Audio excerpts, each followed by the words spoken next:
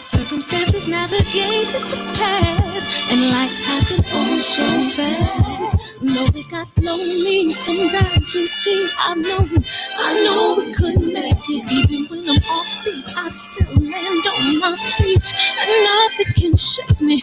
Cause I know life took a hold of me. I never. This is where I am destined to be. I'm not ready to give up. I believe in the miracle of life. Life's a break with no rehearsal.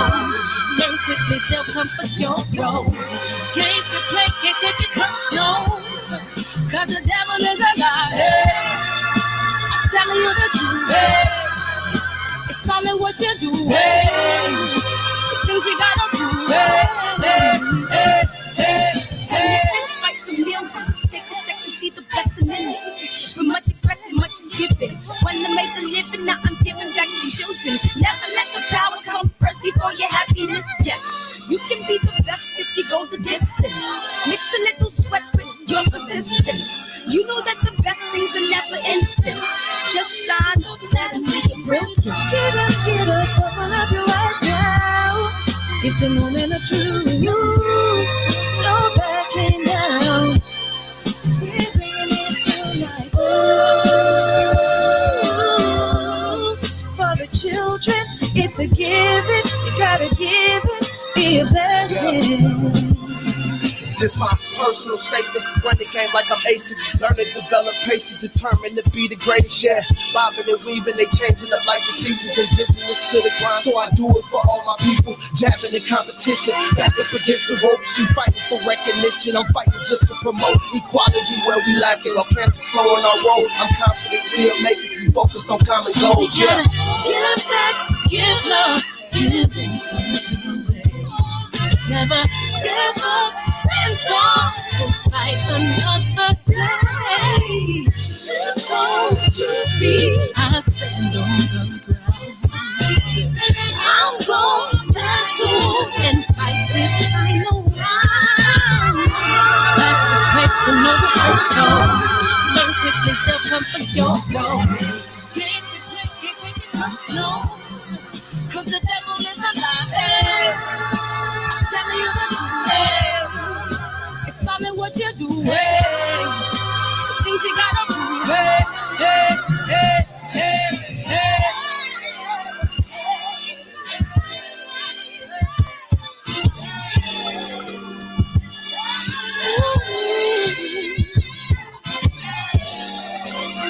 I'm gonna share all that I have and give to those in need.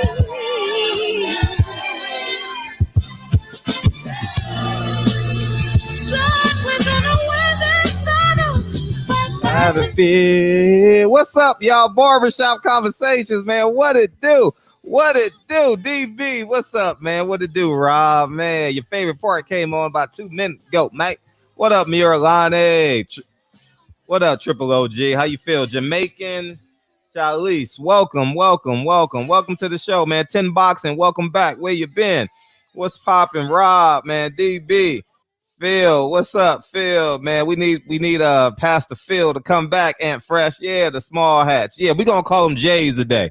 All right, now we gotta think of a better word. What can we call them? Oh man. We'll call them Brooklyn tonight. No, that's too long. We'll call them BKs. We'll call them BKs tonight. All right, we'll call them BKs so we can stay up all night, man. What's up, Dave Jack? What up, Jeffrey? Dave Jack, man, what's up? David the Real Thomas, welcome to the chat, man. People getting confidence, man. They starting to talk in the chat. Jarvis, what it do, man? I appreciate you starting us off the first day, Jarvis and everybody else. Now everybody got confidence. They coming in the chat like, what it do? Andrew Charles, what it do? The agitator, what it do, big homie? I ain't seen a video from you in a minute. What's up, Taiwan? Hey, we in this motherfucker, man. I appreciate everybody. God damn. Saheem, we missed each other. Shit. What's up, man? What's up, Sergeant Slaughter? What's up? How y'all feel, man? Welcome to the show. What we got? Welcome to the show. What's up, man? Man, I appreciate everybody coming in tonight, man. And Man, we can go anywhere we want, but not obviously, but one of the strongest news stories of the day is they got Stephen Jackson and DeSean Jackson on an apology tour. You know what I mean, Shylan? And I just think that's just, we can't respond to that. You know, the same way that East LA tried to come after me yesterday, Champside in the building. What's up, Champside? You know what I mean? The same way they tried to come in here, Philip, man, come after me 2 days ago when I posted that thing. They never once talked about that he was correspondingly, advantageously with the guy that used the word nigga, and he was facilitating the conversation. He didn't say, hey, don't use that word. That's disrespectful. No. He didn't say none of that shit. He's like, man, what we gonna do next? How we gonna get him? You know what I mean? We got to hold our ground. I'm unapologetic, man. You know what I mean? I could see if I made a mistake, like if I threatened him, that probably would have been wrong in that setting. You know, would have been wrong probably, period. I mean, not wrong, period, because if he poses a threat to me, you know, I have a right to defend myself, you know. But I just wanted him to look a black man in the face and let him see it. And you know what I did? I came on my platform. I didn't go, not that CNN called me now. Now I can't compare the two now, right? But I came on my platform and talked about it. I didn't say, man, let me go to somebody else's platform or this and that. Not that I have relationships with those people anyway. But we got to get into the habit of trusting our own, man. And I'll say this. As a black person in America, we tend to we're going to hang around people that look like us a lot more because that's who we interact with. So we're going to be let down by people that look like us. You know what I mean? And we take that one episode and say, oh, I ain't fucking with black people ever again. I ain't this and that. Man, I think, now I don't want to say that on the air because people can misconstrue. Oh, I'm talking to us. Obviously, I've been done wrong by a certain percentage of black people because that's mostly what I aspire to hire. You know, I've had handyman rip me off, and you know, I mean, I see him, and I'm like, man, I'm gonna give him a job. Do they do a great job? No. Do they do a poor job? Yes.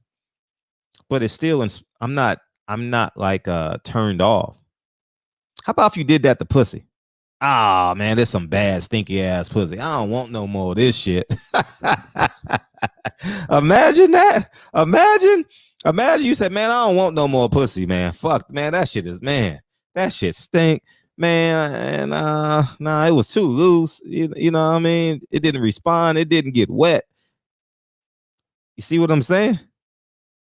And that's how we got to be with black people. You know what we gonna do? That shit no good on Friday night. We calling somebody else Saturday night, right? Exactly my point. And that's the line that we got to keep on pushing. And that's what I want to say to Stephen Jackson, DeSean Jackson. Don't answer their calls. Don't answer their calls. It's gonna hurt a little bit because you're human. You're a humanitarian. You have empathy. And you know that they misunderstood you. So let them just go on and be who they want to be. Okay. Let them go. Let them go. It's okay. Because you know what? I'm going to support you because I understand what you meant. You know what I mean? You know, Reggie Owens is going to support you because he knows what you meant. You know, DB is going to support you because you know what he meant. You understand what I'm saying? And we got to learn to trust our brothers and sisters that support us. Don't go outside your influence. Stand on your square, simply put. You're absolutely right. They push you, man. I was watching that Don Lemon interview, and I'm like, first of all, one, Stephen Jackson shouldn't have went on there. And two, Don Lemon is an employee of Turner Broadcasting Network, right? CNN, right? Turner, whatever it is. He has a job to do. You know what I mean? Race relations sells, man. Now we got Jews versus blacks. In LA, we got Mexicans versus black because the street vendor got robbed by two young black men. You know what I mean? So that shit sells, dog. That shit sells. Yeah. We're gonna call them BKs tonight. Yeah, we're gonna call them BKs tonight. If y'all call in and talk about it, man, we know what you're talking about when you call them BKs. You know what I mean?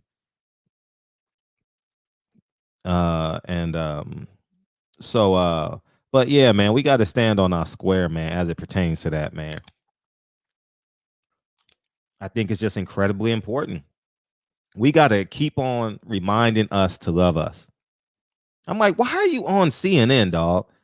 You got the biggest man. Just go live or talk to a guy that's going to understand you. You understand? Talk to a guy like, and I'm going to use me as a platform, right?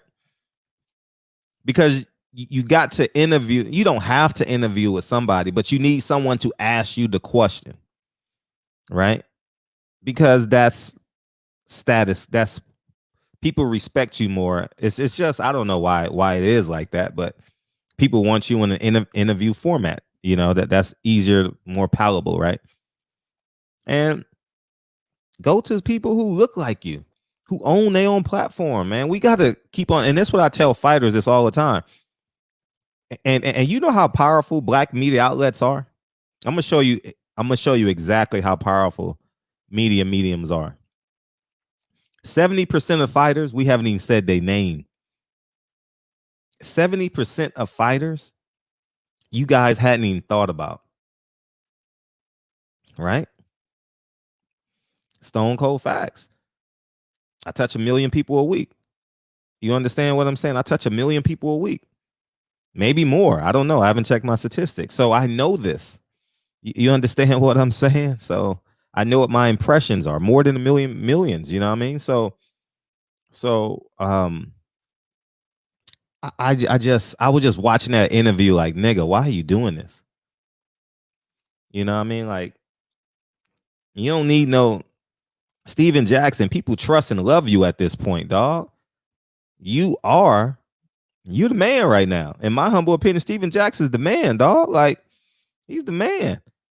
His best friend, his brother, was assassinated, and we're gonna lean on you. We're gonna trust everything that you do. Who expects someone to be perfect? As long as your black people understand you, the BKs don't have to understand you. Okay, Latinos don't have to understand you. Right? White people don't have to understand you. As long as we understand the goal and the mission statement, everything is A1 okay. All right. And I'm opening up the phone lines, man, so we can just jump right into this whole, you know what I mean? And we can go for broke tonight.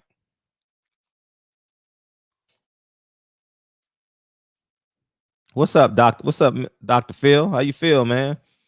Oh, Uncle Phil. What's up, Uncle Phil? Oh man, that shit was classic, man. I need you to apologize.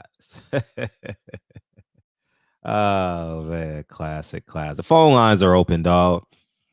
There was a lot of y'all in my DM that wanted to talk about Floyd Mayweather, Oscar, and Bob Arum getting the money. If you guys want to talk about that too, you know what I mean, we can do that as well. You know what I mean? But the phone lines are open. Feel free to talk, man. Welcome to the barbershop, man. The Magnificent Media Group, man. What it do? And what's up, Jay? Yeah, we can go anywhere we want to go with tonight's show. I appreciate everybody coming in here early and often, man. Oh man. Oh, you just cool and gathering knowledge. All right, cool. Gotcha. Oh, my bad. Welcome to the show. What's popping, dog? What's good with it, Fred? How you doing, man? I'm feeling like 100 grand, man. What's up? That's beautiful, man. We're gonna have a hot show tonight. Into it. Like I said, I'm gonna just make a quick reminder to everybody. Make sure you do the whole BK thing. I'm gonna choose the word imposter tonight for several reasons. That's my word. That the honorable, you know who, because mentioning that all together might do some little damage too. So you know who the honorable minister, you know who is, then you feel me. And he said they imposters. I'm just leave it at that. And their goal is to make fun of us. There is a movie I want you guys to seek out. My grandmother told me about this movie when I was a kid, didn't understand it. I'm a grown-ass adult now. I understand it. The movie is called The Birth of a Nation. It's one of the first movies that was ever the original one, right? Put out. Yeah, the original one. The original one. 19, I think it's 05. Might have to check that. Y'all can check me in the chat. I believe it was 1905 when Hollywood was officially created and put all the way out there like that. And the first movie they wanted to put out was to make black people look really, really bad. And then they had the Ku Klux Klan on a movie, which is oddly crazy, right? It was funded by the Small Hats, the BKs, and the whole mission statement was to terrorize, you know who? Black folks. So for everybody who's trying to defend them because you're scared, this ain't no time to be scared, man.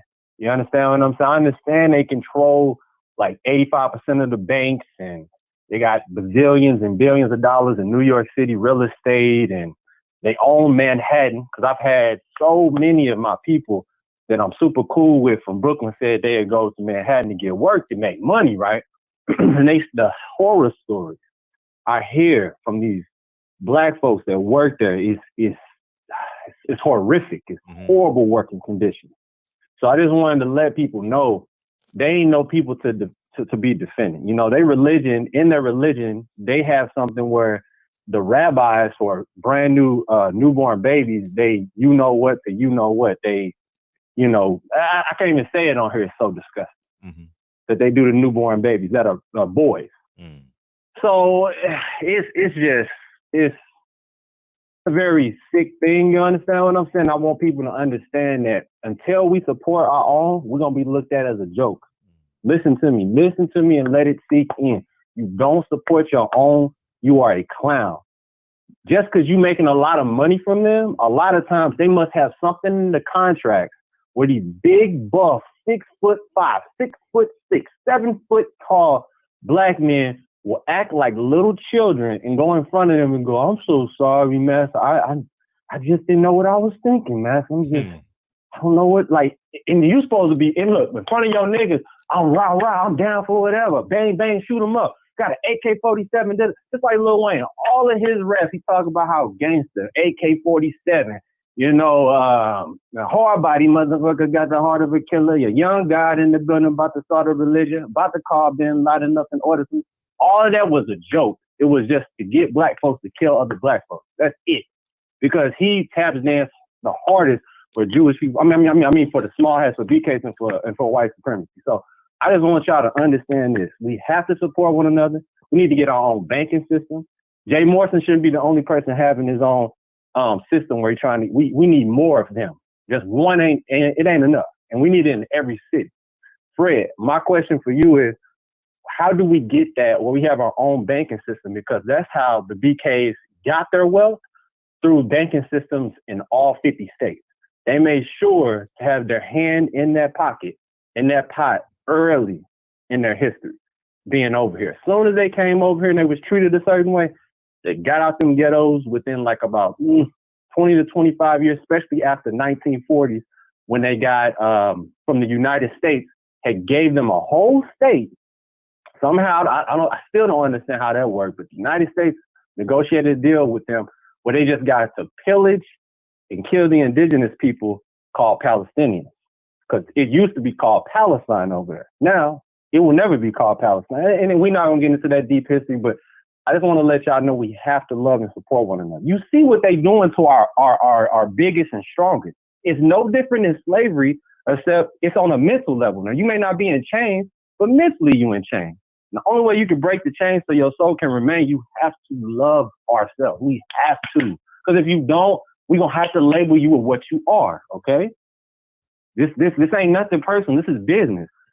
You're going to be labeled a coon. You're going to be labeled a sambo. You're going to be labeled a sellout. You're going to be labeled all those things. So get it together, love our own, and just make sure you on code, man, because Fred, what are we going to do, bro? You know what I'm saying? I'm just saying, like, what are we going to do if 20 years down the line, we still dealing with it? We still got our NFL, NBA dudes going on CNN in front of Don Lemon, Fruity, and you know what I'm saying? Like, man. So my thing is, like I said, with the banks, man, like what can we do, Fred? We have to we have to understand the history, right? They had access to America. They came to America with $400,000. You understand? In addition to getting $400,000 from America, Germany gave them reparations as well. So combine that with untapped, unmitigated resources here in America, right? They come, buy up the resources, and now their resources are worth billions upon billions upon billions of dollars. And simultaneously, the ideology that white is right and the BKs are who you should be doing business with, they're the most intelligent, they're the most articulate. when in doubt, they just got reparations. You understand what I'm saying? And I think where we can start is extracting and inputting in our community. And I said, if we can set a goal, something that we really can accomplish, I think 20% is something that we can accomplish by the end of the year. You understand? And I know it's challenging because subconsciously I do certain things, right? And I think it's important that we increase our threshold on recycling our money by 20% by December 31st. You understand?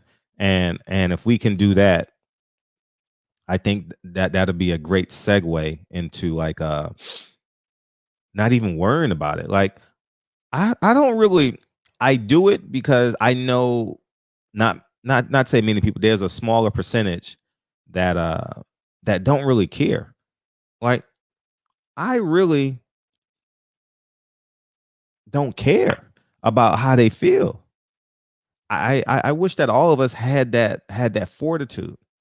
You know what I mean? It's go to your circle of influence. When you're feeling off balance a little bit, go to your circle of influence.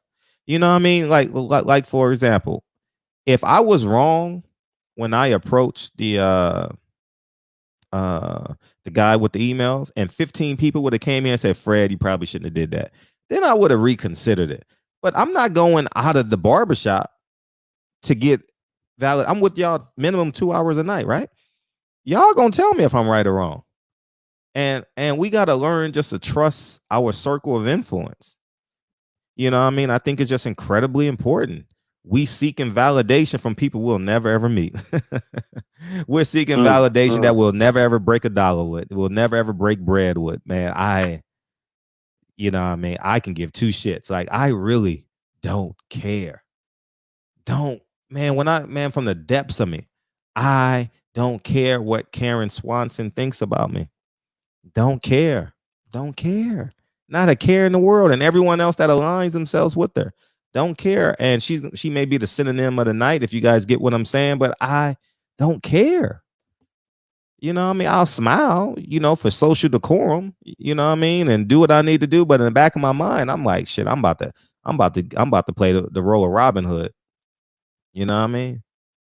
So yeah, man, and I wanted to say in closing that we have to boycott too. Like it came to that point. I know a lot of people probably gonna laugh and be like, ha, we can't do that. They own Walmart, they own Snooks, they own this, they own Chase Bank, they own Commerce Bank. But guess what? You just gonna have to drive out of your way. Sorry. Yeah, we got it's really that time. And if you ain't on no 1960 stuff, because we always talk about how they was tap dancing and this and that, they did more than what we do. They could boycott a whole bus for, like I said, 180 to 200. Like we need to get on that type of time where we can actually boycott something a long time, not just a week, not just for a trend. This is our lives right here. Your kids are watching you. And if your kids see you submitting, tickling white daddy's taint because you feel like a little boy and you don't feel like a man, that's something you need to tap into internally. Internally, something's not clicking. You need to get it clicking so you can become a man. If you over the age of 21, you are a man. Quit acting like a boy. What men do, they're going to stand on their square. No matter what nice silk suit the guy got on, how much money he got, you stand on your square and say what you about. You know what I'm saying? Just please boycott. You know what I'm saying? And support a black business that's close to you in each and every way possible. I don't care if it's a haircut line, if it's a market, a grocery store, shoes, whatever it is, just support. Because guess what? You may not be doing it, but guess what? Asian folks stay on code, and guess what? The small hats stay on code. And that's the reason why they're so successful. And you know what I'm saying? That's my final cue. Make sure y'all say what y'all need to say when y'all come in there, and make sure you don't, you know what I'm saying, say the word. So that's my final remark, Fred. I'm out, man. All right, appreciate you. Thanks, man. Yeah.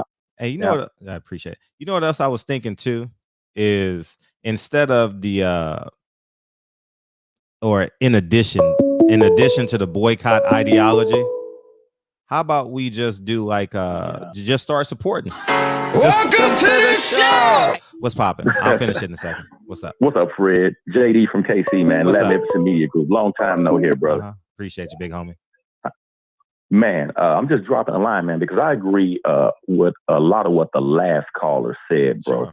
And I just want to piggyback on that by saying take your we time. could do more of those things, man, if we start practicing group economics at a very early age with our children, man. Because I'm in Missouri, man. I'm from St. Louis. I live in KC right now. Mm-hmm. And we got a whole lot of Asians down here, man, that have bought up parts of the city, and they own their own businesses, man, from nail shops to hair care stores and just different types of spas and restaurants. And what I watch them do, man, a lot of them don't even send their children to public school. They homeschool or they school their children from within the business. So their children see them running the business and educating them from within the business. And then after they homeschool them, then they send them off to college. And their kids go off to college at a very young age, on average, man. Mid-teens, so forth and so on. So what I wanted to say, man, is if everybody else can look within and see the power that they have within to grow and expand their own race, man, I don't see why more of us don't see every dollar that we give away as just giving away a fraction of our power. Every time I go to Walmart or Target or everywhere, I see us in droves. When I say in droves, man, it is absolutely ridiculous the amount of Black people I see at white businesses or at Asian businesses or it's ridiculous, man. But I just want to say, man, be one. And I appreciate your show, man. And that's my 2 cents, man. I wish you well for it. All the time, dog. All the time. And just to keep a level of comfort, man, I tell you guys many times in my videos, I'm late to the party. You know what I mean? I thought Black was, man, fucking as many women as possible and getting as much money as possible, being as athletic as possible. I came to the party late. You know what I mean? And in my 30s, I started to see shit, you know what I mean? And you start to connect the dots. And, you know, I'm not saying I was dumb and ignorant, but you guys understand what I'm saying. But all you scared to death Negro. What's up, Pastor? Let me finish this point really quick. And so I just want us to feel comfortable. It's not an age requirement. Sometimes it came for Fred Hampton when he was in his teens. It came for Fred when he was 30, 31, 32. You understand? It comes at different times and spaces in our lives. So don't feel bad as to where you're at. Just think the stars are your God that you're evolving now. You know what I mean? That we have independent platforms such as this where you can be Black and be, you don't have to be politically correct. You know what I mean? Philip J can come in here and say, I'm a real nigga, man. I'm a real nigga. You got to apologize to a real nigga. You know what I mean? And everybody knows, hey, the show still goes on. He's still invited to the barbershop. What's up? What's up, Pastor Deacon 305? What we got? Too blessed to be stressed and highly favored. What's up? All right. Couple things. Yep. Listen, when we're talking about spinning Black, you know, and you know, that's a good thing. But the problem I have with that, right? When it comes to us, and we got to confess that we all see this. You see what I'm saying? Say if you got a business, Fred, and I see you out, you know what I'm saying? You got a little shoe business or whatever.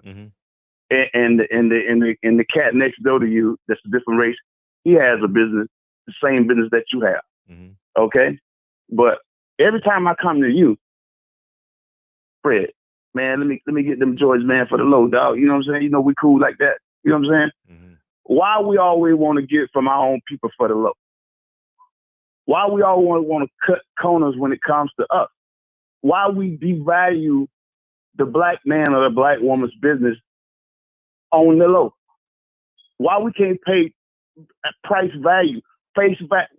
Listen, if Fred said it costs $200 or $300 for these shoes, why not pay $200 or $300 for the shoes? You'll go next door and pay it. But when you come to Fred, you want to cut.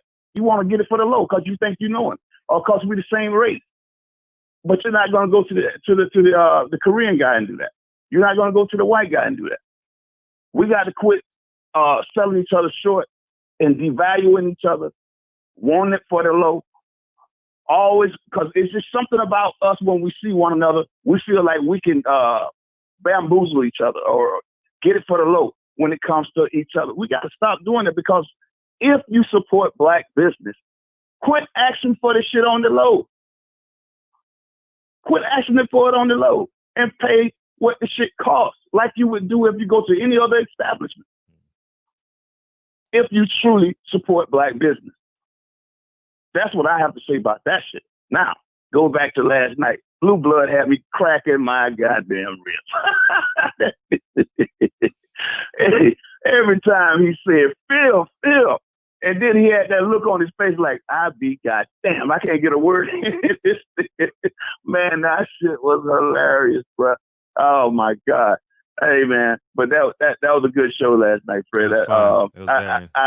I woke up this morning cracking my side. They didn't know what the hell wrong. Many of us did. And it's not your email address. It's when you log into your Gmail. Right. Go to YouTube. Log in and type in YouTube, and that's the link that I need to unblock you if you're blocked. I'm glad you said that, because when I tried that, there was no space for me to type anything in through Gmail. That's why I was like, well, goddamn, I'm confused about it. Mm-hmm. So what I did was I text you my email. So that still was not the right way to do that, right? Mm-hmm. No, just send me the link after you log into your Gmail. Right. Go to YouTube and go to YouTube, and it's gonna see your name on the YouTube, right? It's gonna say Deacon 305, right? Yeah, I see all that. And you're gonna send me that link, and I can go to that link and unblock you. Okay, that's the only way I know how to do it. Mm-hmm. Yeah, through my YouTube. Right. Yes. Okay. That's it. I was like, God damn, I tried everything I could, mm-hmm. But I appreciate that, man, and just wanted to throw that in there about we need to respect each other, man, and respect our businesses and quit asking for shit on the low, man. Mm-hmm. And you know that'll prove that we really mean that we support our own when we're coming and actually spending what the shit actually costs, and quit asking for shit on the low, man. You know what I'm saying? That shit there ain't cool. All right, man. Love y'all, bro. I appreciate you, big homie. Yes, sir. All right, one. Yeah, man. You know, it's the term Black, man, is an abyss. Black market. You know what I mean? But we got a new thing. Black, we got praise Black Jesus. Play Black Moses. Hey, what's popping, big homie? Hey, what's going on, Fred? I'm feeling great. Yeah. What's going on to the chat? How's everybody doing? And I just want to add to the conversation. Mm-hmm. And this is something that I want to impart on folks. Just my head penny. Mm-hmm. Don't let nobody squash your dreams or nothing like that. In the Black community, we have people, you know, especially the young Black folk, you know, the youth. The older folks, you know, the grown-ups in the Black community have a terrible habit of squashing dreams of the Black youth in the Black community. Mm. You have these young Black boys and girls that say, well, I want to do this when I grow up. I want to do that when I grow up.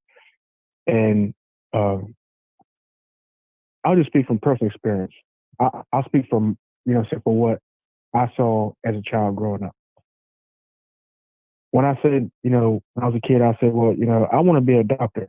And when I grew up, I'm going to have, you know, a house this size, and I'm going to drive. Back when I was a kid, I said, you know, I want to have an IROC. I remember that. You know, mm-hmm. And this one guy in my neighborhood said, by the time you get on, they're going to have moon rocks. And then another grown up said, you got big dreams and little pockets. Okay.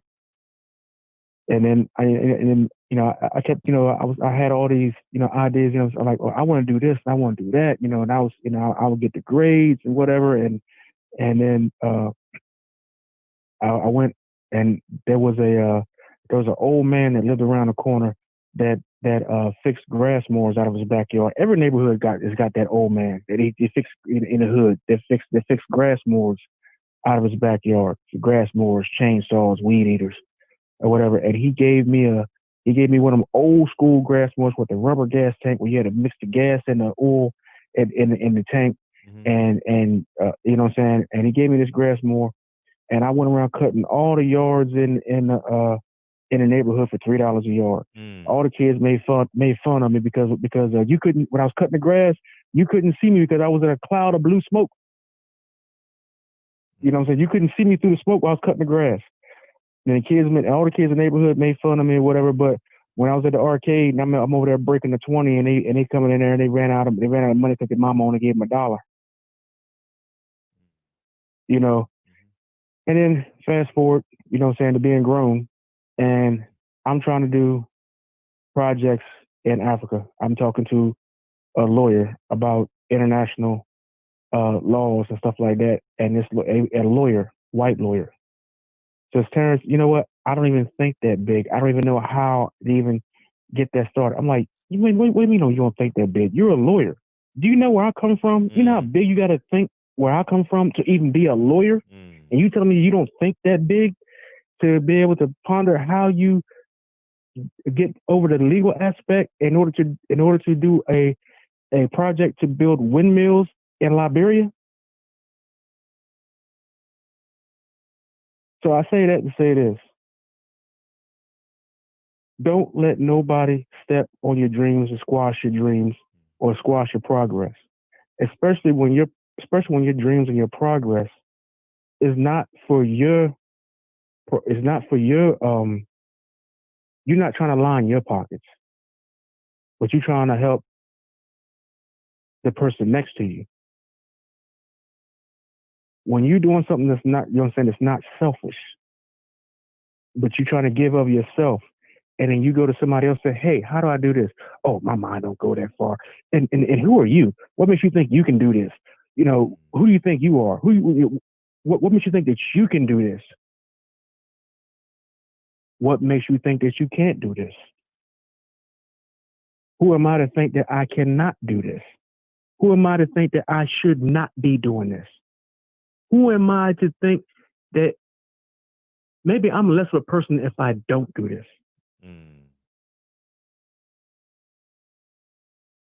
Maybe I'm less of a person if I sit on my ass and say, you know what? I know that needs to be done, but I ain't got time. Let the next, let somebody else handle that. The game come on at 8.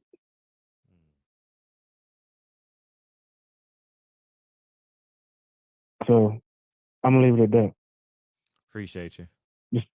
All right, man. All right, one. Yeah, man. Don't let no one deter your dreams. And as it pertains to Stephen Jackson, he didn't necessarily apologize, right? He didn't apologize, but he went on their platform, and you know what's coming when they come on your platform. You don't, man. When I say we don't need them, man, if we extract our resources, man, man, I wish y'all knew, man. I'm only one man, though. I'm only one man. Damn. You know what I mean? He said maybe he could have expounded more on what he meant. So, but he don't even need to say that. Let them motherfuckers sit. Stephen Jackson is a 12-year pro, man. He got retired. I don't know. I'm not sure if his retirement kicked in yet, but he got retirement money, man. You know what I mean? He got money saved. He probably got investments and shit. He ain't no dummy. You know what I mean?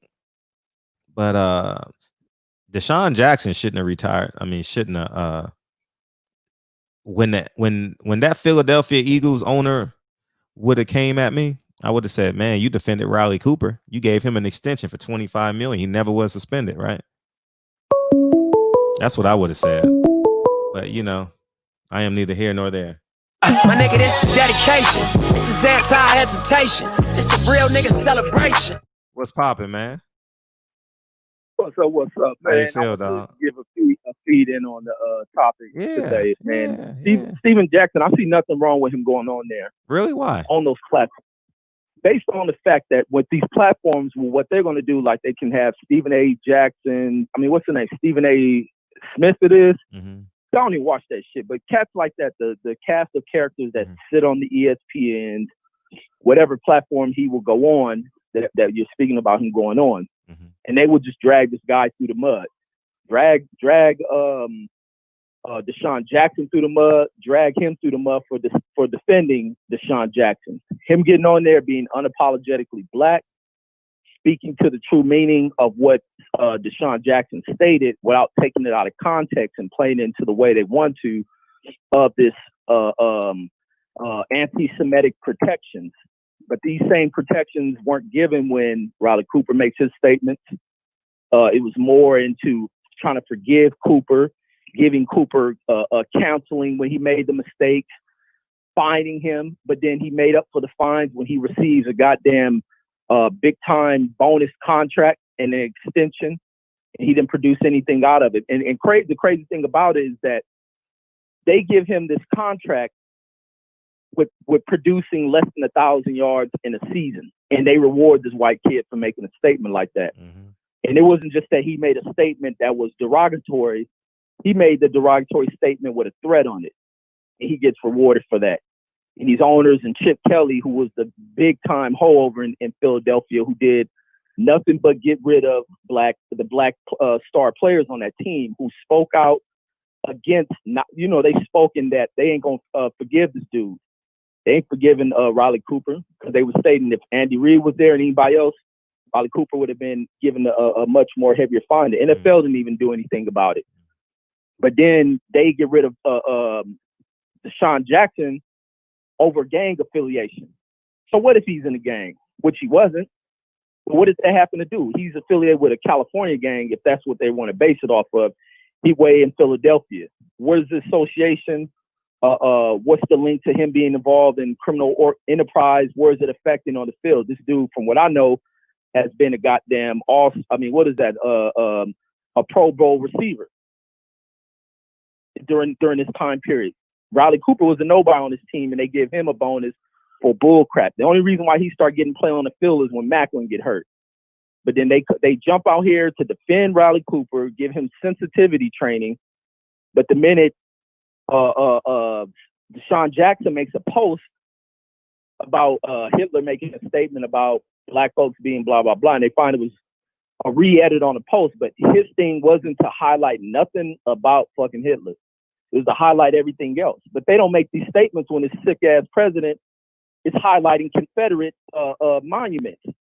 These same figures are no different than goddamn Hitler, but they want to fucking add in these little blank spaces of forgetting that side of history. But they want to focus in on the fact that he highlighted and quoted a Hitler statement, but it wasn't highlighting the Hitler statement about the extermination or death of the Jews, about the awakening of the minds of black folks. It's all it was. But they find offense to that because they want to suppress this idea of black folks waking up to consciousness.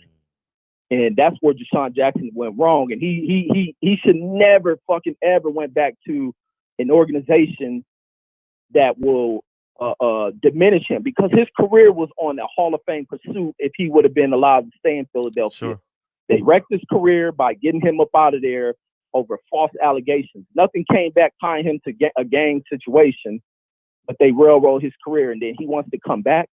Why? Because they dangle a check over his head. He could have found this money anywhere else. So he should not have apologized like Stephen Jackson was telling him. But I would have went on one of them shows too and nutted up and spoke the truth. Y'all gonna hear, because especially for this audience base, which is a base that would try to tear him down because they want to do these anti-Semitic protections. You ain't protecting any other race who would suffer worse than what Jews have suffered in that little short time period, which was an atrocity. Ain't no way to overlook what the Jews went through in that time period. It was real effed up. It was a short period of what happened with them. But the folks who have really suffered through American oppression and constantly going through it and constantly having to fight a system on their own with no one's help, and people can make statements and nobody wants to speak on it.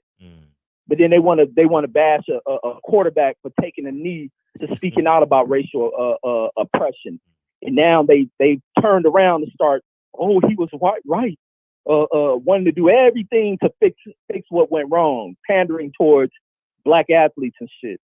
DeSean Jackson should leave that damn post where he posted it at. Let them motherfuckers sit on it. If they don't like it, stop looking at his shit. And the funny thing, a lot of them probably never viewed anything he posted except when it's something to strip at. And it was something that he didn't say kill off the Jews. He's just saying what a lot of people say about them. I ain't into none of that kind of stuff, but saying that they're not the original Jews or whatever that stuff is, but we are.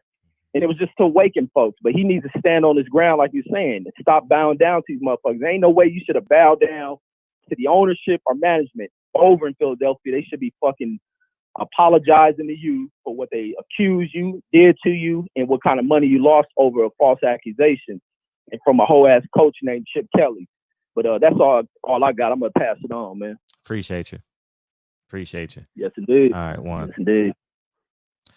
Yeah, man. If you're gonna go on these shows, man, you got to be strong. You know what I mean? No negotiations. Don't let them get you off your square. Nah, man. One day, y'all gonna see me, man, go off on national TV. You know, y'all gonna be like, yeah, that's my nigga Fred. That's what y'all gonna be. Yeah. And then I'm gonna come back at 9:00 and we gonna be on fire. Yeah. You know what I mean? DeSean Jackson should have held this square. He should have confided in Stephen Jackson, should have confided in his black teammates and stayed down. Go spend time with your daughter. Leave your phone in the car. Go spend time with your daughter. I'm sure he has a daughter or a child. He has a child, I'm sure. Go spend time with him. Come back 4 hours later. You know what I mean? Go have dinner. You know what I mean? Find a way to fall asleep. You know what I mean? And wake up the next day. You know what I mean? For real. It's a national story because of what we're fighting for. You know what I mean? The same thing with the Mexican man that was assaulted by the black man. They gonna have every man in about 2 months. They gonna have everyone mad at black people. Watch what I say. The Mexicans, the Asians, the whites. You know what I mean? Everyone gonna be like, man, we told y'all this. They already got the black people against the Black Lives Matter movement. You know what I mean? I don't see no one else with a stronger movement. Jesse Jackson didn't have a strong movement. You know what I mean? Man, we got to find a way to dethrone this government, dog. And if you can galvanize 500, 1,000 people, 500 people, and storm the beaches of Normandy, your city hall, do it, man. You know what I mean? I say like when people say, well, the fundamental truths are this, the Black Lives Matter movement is this, the Black Lives Matters movement is that. But my name is Frederick Hawthorne. You understand what I'm saying? I still have my slave name. You know what I mean? We got to put things in context, man. You know what I mean? You got if you're mad at the Black Lives Matter movement, I mean, you got to take some accountability in the fact that that you didn't start the movement. You know what I mean? It's just my opinion. You know, if I'm wrong, feel free to correct me. You know what I mean? So, I mean, they said a whole bunch of, he said the Rainbow Coalition started it. If it's true, it's true. You know what I mean? That doesn't mean you have to agree with their lifestyle. You know what I mean? Everyone in this chat, I'm sure, has shopped at Target, Walmart, AutoZone, Home Depot. I'm pretty sure you don't agree with all their shareholders. You know what I mean? So it's just what I believe, man. They got, I mean, we got a lot of it's some great energy right here, and they're gonna fragment it along the way.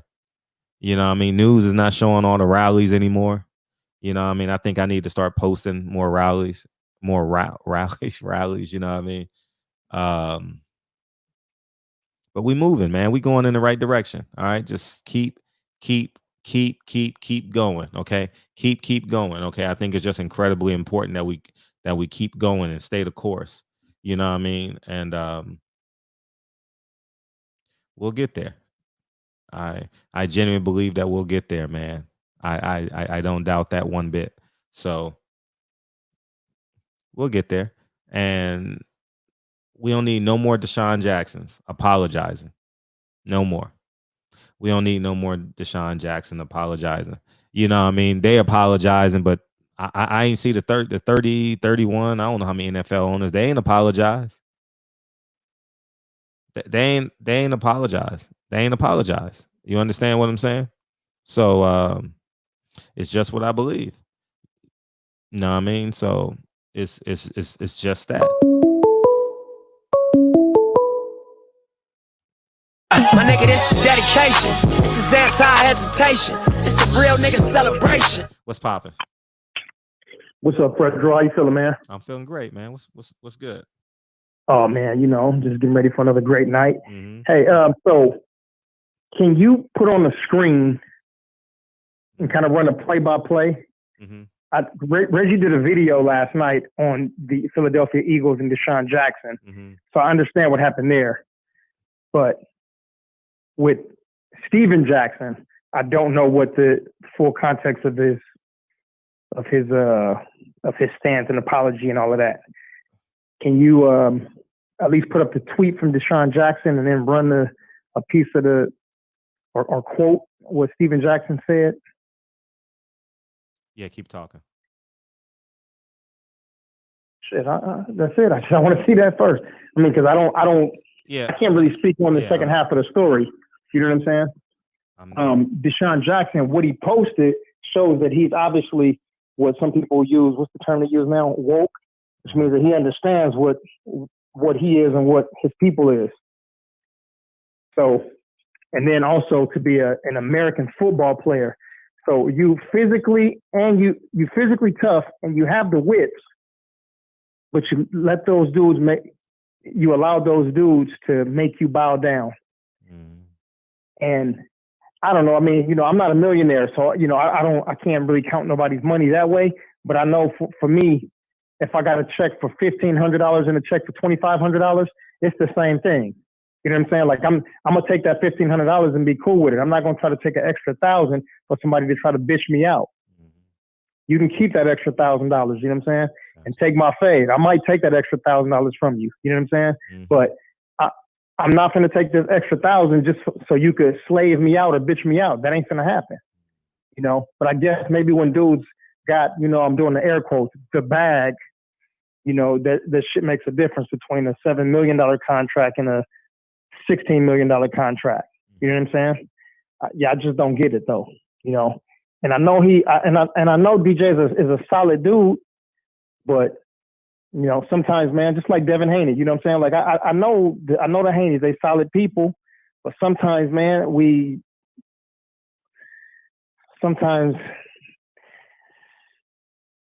dudes get caught, man. These dudes get caught. I used to be that way, though, too. I tell you, man, I used to, when I was going to UCLA, I used to be a waiter at a local restaurant. And I was what y'all probably call now this person of color. I hate that shit. I was the only black dude in there, you know, and it was 2 Koreans, like 5 Chinese ladies, like 6 Thai ladies, and like 6 Mexicans. So it was just that. Okay, there was nobody that was black. There was no Central Americans. There was none of the diaspora. None of us, our people worked there. And they used to say shit to each other, but like in my presence, right? So I'm like 18 years old. You know what I'm saying? Now I'm at this time I'm a gangbanger, right? So like I'm kind of in the corporate world, so I don't want to fuck up my check, right? Like I don't want to stir the pot, you know, or rock the boat. So I could just hear them saying little shit, and it wasn't nothing obviously that was blatant, but it was stuff that if I heard right now, I would have shut the whole restaurant down. You understand? But I was a kid. These dudes are grown, and they are aware. and they got enough financial resources to be able to start 99-cent stores, laundromats, dry cleaners, car washes, just small businesses. You know what I mean? Shit, they got enough money to start firms, law firms, real estate firms. I mean, these dudes got that right there, but they don't have the business acumen to put it all together. And I ain't stroking you when I say this, but they need dudes like you. They need dudes like OGs like, Gregory X. They need OGs like Asia Mass. You know what I'm saying? Like they need these dudes like Terrence Bailey. You know what I'm saying? Y'all old heads, Reggie. You know what I'm saying? They need y'all dudes to tell them like, look, this is how you can invest your money. But they don't know. They got the financial resources. They just don't have that business acumen. And if they have business managers, those dudes are small hats. If they have business managers, they are the Capones and the Pacinos. You understand? So those dudes are not going to tell them to put their money back on Crenshaw and Slauson, to put their money back on King and Western, to put their money on Normandy and Vernon. They're not going to tell them to do that. They're going to tell them to go put their money on the West Side or the North Side or one of these weird-ass towns in the Inland Empire or somewhere. So anyway, you got that stuff queued up? My bad, man. Yeah, I'll read it to you. I'll read it to everyone. It says, I can't see the top. Know that the Negroes are the real children of Israel, and to keep America's secret, the Jews will blackmail America. The will extort America. Their plan for world domination won't work if the Negroes know who they are. The white citizens of America will be terrified to know that all this time they've been mistreating and discriminating and lynching the children of Israel. That's it. It's obvious that he knows who the fuck he is. It's obvious. Look at what he posted. Damn, we needed the minister to be on here tonight, man. Yeah, I wish it would have been perfect, right? He never got back to me. You know what I'm saying? Because he know DJ. You know what I'm saying? Yeah, he knows all of them. So, yeah. So, I can't wait. Wait, hold on. Sergeant Slaughter 21, he said, Black, shaking my head, listen to us. What you mean by that?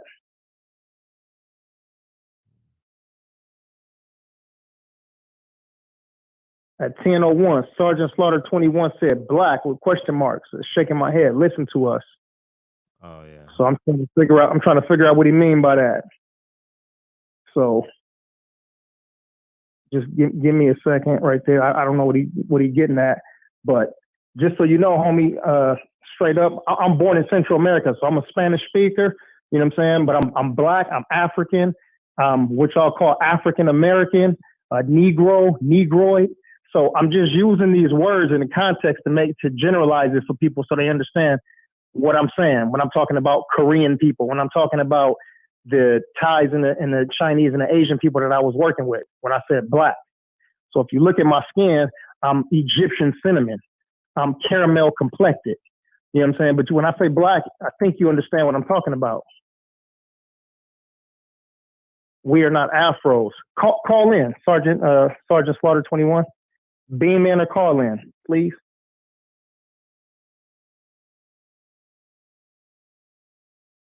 Is the number on the screen so he can see it?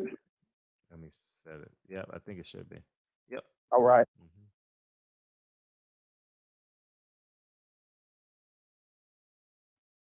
Come on, Sergeant Slaughter 21. Educate us, brother.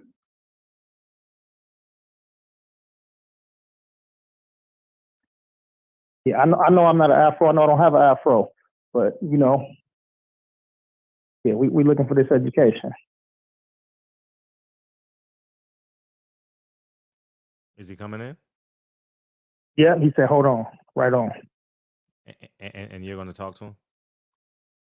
No, he's going to give us this education. Yeah, of course I'm going to talk. Okay. You going to beam there's in? A question for me. I'm not here. I'm not trying to debate him if he's got some. No, because I'm asking to open up another link. That's what I was asking for. Okay. No, I'm about to sit back. I don't get nobody's way. Yeah. That's all I was asking for. Yeah. Okay. 'Cause, you know. Yeah, but I'm always down for cultural enlightenment. Mhm. I'm down for political debates. You know what I'm saying? And yeah, I'm just right down the street at 1365 Westwood Boulevard. You know what I'm saying? The lights are out, but you come upstairs in the gym. I can open the gym up.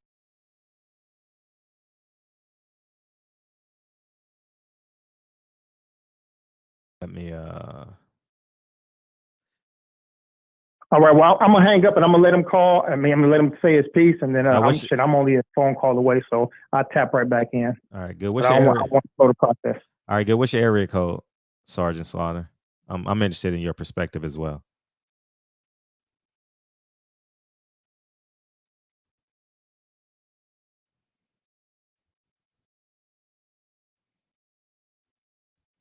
We're interested in your perspective. So yeah, let's go. Yeah. So 678. Okay, call in. Well, I'm waiting on you to call in. Yeah. So I'm for the Karimzis. You know what I'm saying? I'm for the people of Kemet. You know what I'm saying? I'm for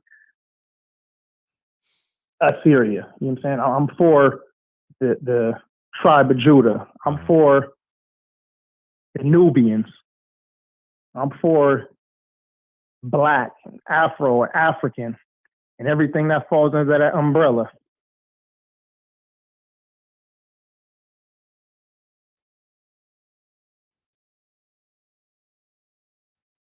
Go ahead. I'm gonna jump off and then I'll be right here. Okay. You calling in now? Oh, at AT. Okay, perfect. Welcome to the show. What's up, Sergeant? Slaughter 21. What's up? Barbershop conversation. Hey, what's up, man? All right. Turn me down in the background. Turn me down. All right. Okay. Yes, sir. First time caller. Welcome. Okay. Go ahead, Ness. Go ahead. Take your time. Okay. So we are not Afros.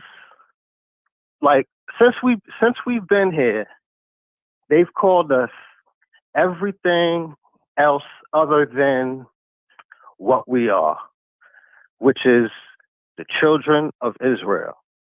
That's who we are. So our true history is, whether people believe it or not, it's located in the Bible. It's recorded there. And those people, and anything that we say we are, they cool with it. As long as we don't say who we really are, they cool with it. But once we say who we are, they got a problem with it. Right? We are you are who your father is. We're the children of Israel. We are the real Israelites. Right? They call themselves Jewish. Right? The difference is like, I put it in the chat. It's the same. It's the difference between being 12 o'clock and 12-ish. If I said you was being childish, am I calling you a child, or am I saying you're acting like a child? Right? It's a difference there, and they know that. If you look in the Jewish scholars, even they know that they have no bloodline related with that, and that's the reason. That's the real reason. All these years, Farrakhan been banging on white supremacy and all of that. They had no problem with him until he said that the so-called black people were the children of Israel. That's when he became hated, and they want to ban him. They want to get him out of there. That's what it is. And right, it ain't just Jews. It's it's deeper than that, and I'm not, going all the way into it. It's the Northern Kingdom and the Southern Kingdom. And I don't want to go too much into it, and, because a lot of it, y'all got to do the research for yourselves, but that is a great starting point. I don't know where the other caller is. I don't know where he said he was from. He said he was from Central America or something like that. Yes, Central America. Yeah, so he would be from the Northern Kingdom.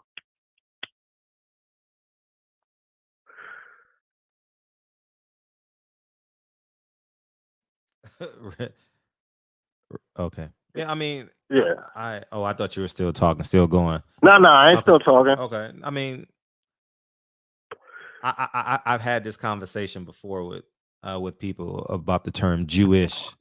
You know what I mean? And I agree with knowing our absolute power is essential. You know what I mean? And I'm all for what the consensus is. I know the truth, right? Truth is as important. I don't want us fighting amongst each other in translation. You know what I mean? Does that make sense? Am I making sense to you? Yes, it does. Okay, got you. I agree that I mean we can't dispute because everything is a recessive gene if you're outside of being black. You know, those are the facts. So we've been bamboozled. I think the onus is more. Even Malcolm X said it. Yes, we have. It's the onus is on us. That's why I was making a point about Stephen Jackson. Don't have to go on CNN. For what? And then right after him, that Bob Costas came on to to interpret what he's saying to America. They're not even gonna listen to what Bob Costas say because he's white. They just gonna say, "Oh, we already know what he's gonna say." So because the optics is probably more polarizing because people ain't gonna sit there and listen for 10 minutes. They just gonna say, "Oh yeah, he's wrong," because the white man said he's wrong. You know what I mean? They didn't give us a history lesson. They gave us an interpretation of what he said. They don't want to give us a history lesson because it implicates them. So I mean that's kind of where I'm at with this, man. I wouldn't say I'm the most educated as it pertains to this subject matter. I'm a jack of all trades, you know, like and I think that once we understand our absolute power and knowing that we are the original man, knowing that all of us didn't come from Africa. You know what I mean? That we were here. They don't want us to know that. Like, oh man, this was our land?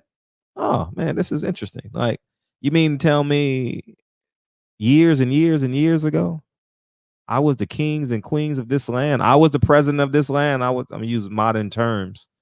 I was the councilman. I was the deputy chief, whatever it is, or, you know, I mean, they don't want us to know that. They want us to be like in servitude to them, grateful to them. You know, they want our entire existence. They have our entire existence. Yeah. They have it. That's why they own the whole. This is real talk, right? What I'm about to say. The whole world was created for us. We messed up. We didn't keep our part of the deal. So, and now these people stole our inheritance. Well, they're trying to. And right now they're sitting in our seat, literally. They're sitting in our seat. They run the whole world. America pays them. You know, they got their back from everything. They own everything. All the news networks. That's why if anybody says this on any, you'll never hear this on anywhere on TV.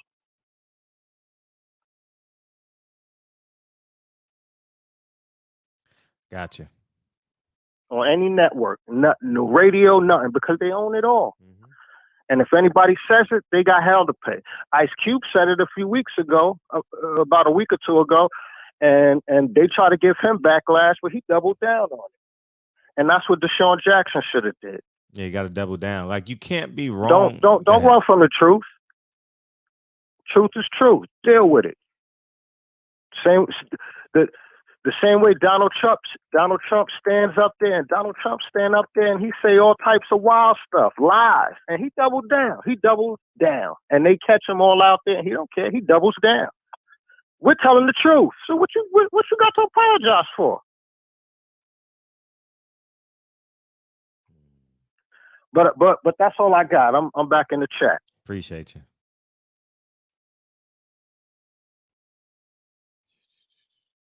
Terrence Bailey, not all of us are Jews. Yes, the original ones were black, and a lot of us migrated from the north, but not all of us. There are many migrations, not all Jews. We can't claim everything. Welcome to the show. What's poppin'? Bro, you know that's not my intro, Fred, but I'll let you ride tonight, you know what I'm saying? But it's all good. I wanted to get back to the DeSean Jackson situation before I did. Look, because we got some Hebrew Israelite brothers obviously in the chat, you know what I'm saying? So I just wanted to address them before I get back to the DeSean Jackson thing. Cats that argue for the Bible, look, I'm not one of those that shit on the Bible. You know what I'm saying? I think the Bible is a book. And if you look at it from that stance, you know what I'm saying, you'll be okay. Where people get the Bible fucked up is when they add religion to it. And you know, that's where you get the Bible fucked up. You know what I'm saying? A lot of cats are indoctrinated. I saw one cat talk about I think Jay Real, he said something about Deuteronomy 28. That goes into like the slave, like basically being put on ships and all that. And I just don't get into that no more, bro, because at the end of the day, man, like you can't use the Bible as an argument if you can't tell me how was the world repopulated with 8 people post flood. Until somebody could tell me that, I'm not really trying to have a discussion about the Bible. When somebody can come up here and tell me how the world was repopulated by 8 people by Noah and his sons, then we can have a discussion on the Bible. Other than that, you know what I'm saying, let's say the Bible for a different channel. Let's get back to this DeSean Jackson thing. I caught up on the story and like you know how I am, Fred. If I feel like you on bullshit, I'm gonna call you out on your bullshit. If I feel like you on point, I'm gonna give you credit and I'm gonna tell you on point. Today, you was on point with that video that you dropped on Instagram. You know what I'm saying? That 9-minute clip. I fucked with it because I had to catch up on the story. I wanted to know before I get into my build, what did Stephen Jackson apologize for? Because I was looking at his page and they was on his neck about assuming that he apologized for what he was saying. He said he didn't actually. He didn't apologize. He apologized for not expanding his what he wanted to explain. You understand? Okay. He did that. And in my humble opinion, if you're not going on that platform to double down, there's no need to go on that platform. That's how they do. There's no reason for dialogue. We're not going back and forth. What's the point? Right. What's the point? Because you are basically creating more enemies. Right. You know what I mean? It's instead of going on that platform, creating enemies, stay on your platform and galvanize your allies. You're referring to Stephen Jackson? Yeah, Stephen Jackson. Right. You know, DeSean Jackson should not have apologized. Walk back his comment, right? And that's the thing, because all right, now this is what I will say. Everybody knows the Jews own media, you know, as well as the banks. So with that being said, I said it in the chat earlier, all this shit is selective outrage. You know what I'm saying? They're looking for news story, because I didn't hear about this shit until you posted on it. I didn't get a chance to catch Undisputed this morning and shit, but I know Shannon was talking about it, but I didn't know what the fuck he was talking about until I started to catch back up on the story. But all this is selective outrage, man. And the reason why they do that is because their people stand together. You know what I'm saying? So the people that don't like to use the word black, I get it. You know what I'm saying? I'm one of the ones that bang on that too. But sometimes you gotta look past that shit, man. You know what I'm saying? To whatever the cat's name, Sergeant 21. Look, salute, bruh. Welcome to the channel. But bruh, sometimes, man, even myself, I gotta remind myself, bruh, look, argument over words, you know what I'm saying? It don't amount to much, man. You know what I'm saying? Because at the end of the day, you gonna draw your line on what you stand on, and you gonna stay there. You know what I'm saying? Other people are gonna draw their line on what they stand on, and they gonna stay there. You know what I'm saying? So to have this whole debate about, you know what I'm saying, black all the time, like it just, you know, it just defeats the purpose, because that's why they're able to do what they're able to do, because they put aside their petty differences, man. Them Jews, them other white people, other races of white people, they understand what the goal is. You know what I'm saying? If you're a recessive gene, if you come from a recessive history or a recessive people, you're gonna come together. You know what I'm saying? Against the what they deem superior beings, which is us. You know what I'm saying? At the end of the day, that's the difference between why, if anybody says anything about the Holocaust, they on their fucking head, man, because they stick together and they send their little minions, man. Just like what we should be doing when anybody talks about our people. You know what I'm saying? We need to come at their heads, but we don't do that because we out here arguing over petty shit. You know what I'm saying? Now, I'm big on genealogy. I'm big on knowing where you from and all that shit. But like at times, man, like I said, I gotta drop my shit and join the collective, bro, because at the end of the day, a fist is way stronger than a motherfucking finger, man. And I'm gonna end my call on that. I'm back in the chat for it. Appreciate it. All the time. All the time. Yeah. Yeah, make sure you guys call in. It was a bunch of calls. Call in after he ends. So right now will be the most opportune time. And Reg, I said if you're not gonna double down, don't use their platform. Malcolm X was unwavering, and that's why they assassinated him. You know what I mean? That's why they simply assassinated him.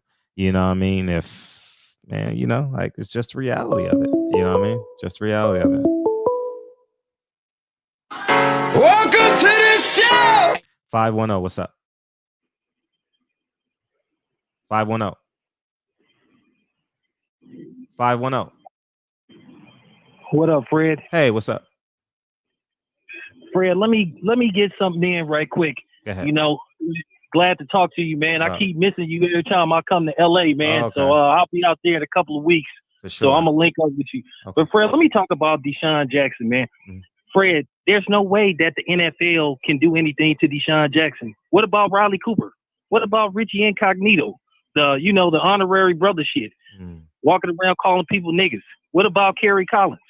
What about one of the owners of the Washington Redskins who they had to force to sign a black person? The NFL can't play them games. Too much history, Fred. We got too much on our side. They don't want to play them fucking games with us. You know what I'm saying? DeSean Jackson shouldn't apologize. But at the end of the day, Fred, this is what you call they was looking for an opening. But this just goes to show you that we really don't have no allies. And you know I've been telling you this for the longest, Fred. And as far as the other people being mad at us, what else is new? Black people as a whole do not have no allies. Too much history. I mean, Fred, at the end of the day, the Mexicans can't say nothing. What about how those Mexicans was jumping on those black people in Chicago and they had to come there and knock them down? What about how the Asians was mistreating those African people in Asia? What about how they're in Africa mistreating the citizens of Africa? So nobody don't have no room to say shit about us. There's too much history on our side where we was on the receiving end of negativity and racism. So really nobody can say shit, Fred. And that's just the realest talk that anybody could put out there. You know me, Fred. I'm unapologetic. You know what I'm saying? DeSean Jackson shouldn't have had to apologize for shit because he didn't do anything wrong. I mean, it's just too much history, Fred, with the NFL and shit. You know what I'm saying? They got bad history on their side. Look what they did to Colin Kaepernick. You know what I'm saying? So, I mean, for real, it's nothing. They don't want to play them games, Fred. We'll fucking destroy them. Right. So, I mean, yeah, I mean, it is what it is, Fred. But I got to get back to work. I got your back, bro. Appreciate you. It's all good. Appreciate you. Thanks, Town. D Bevel the champ. Salute Fred and Town Business. Yeah, man. Like, listen, please, gosh, man. Gosh, please, God. I just got a rush. Like, you know how you just get a rush of anxiousness and empathy at the same time, and you just want to fight for your people or our people. You know what I mean? Man, I lost my fucking train of thought. You out of here, Town, or what? Oh, Town hung up. Yeah. It'll come back to me. My nigga, this is dedication. This is anti-hesitation. This is real nigga celebration. My bad. I fucked you up like I did real rap. My bad. So, all you scared to death Negroes. My bad. I'm off tonight. I'm off tonight. My bad, real rap. You're doing okay. My It's bad. organic. That's That's how I look at shit. It's organic. Mm-hmm. Now, right now, this pandemic is saying, fuck the NBA, fuck the NFL, but it ain't saying fuck the NFAC, the Not Fucking Around Coalition. Mm-hmm. That's what's going on right now. Mm-hmm. I know you've seen these guys. I want to join right? them. I want to join them. Oh, me too. I'm locked onto their page. I get messages and hits every day. Mm-hmm. But let me carry you back on the history of pandemics and how this shit fucks everybody up. First of all, you have some of my people here that, they say 1619. This is 400 years of slavery. Okay. Well, damn, Virginia wasn't a colony until 1607. The last of the 13 colonies was like 1758, 32, 78. So about 125, 130 year difference. Yep. Before they got 13 colonies together. I go back another 200 years where my people were here in the 1400s, and we always been here. So I know who I am. I don't ever get up here and tell somebody else who they are. You got to find that out for yourself. But I have realized by not knowing who you are, it causes you a lot of confusion. And when you are confused, you get angry. And who do you get angry at? The closest person around you. I always learned growing up, the first people you hurt is the ones that's close to you, are the ones you love. That's your mother, your father, your girlfriends as you grow up. And then now we out here mingling among each other. But I do think we're getting along better now because everybody dialoguing. If somebody wants to be African, fine, you can be African. I had a guy telling me on YouTube, hey, I need some proof. I said, nigga, I don't know you. The hell I need to give you some proof of who I am. I got pictures of my damn 5 times grandmother back in late 1590. Okay, so that's before 1619, right? I would believe it is. So I had history before her because her parents and her parents' parents were before then. And if people really read history start with Virginia, that's where the shit started. Virginia. When they came here, they saw copper-colored people. They called them mulatto. They went from copper color to mulatto to dark brown. But all they knew, they found some friendly motherfuckers here. But they tried to steal the land and they tried to do their little shiftiness and their little sneakiness. And they came from Spain, Great Britain, every country over in Europe you can name. And they were all over here picking little places over here because food was here, mainly. They thought some gold was here, but they thought food was here. They could survive. But then you get all these crackers over here from Europe, and then they get over here fighting each other for pieces of land here. Louisiana Purchase and all that shit. The French and the Spanish and Great Britain. Why they all over here fighting? This before they went to Africa now. But as soon as they got a foothold in Africa, what did Europe do? They divided Africa up like a piece of pie, like won't no fucking body there. And plain and simple, and I ain't talking about 10,000, 3,000 years ago. I'm not real good on that shit.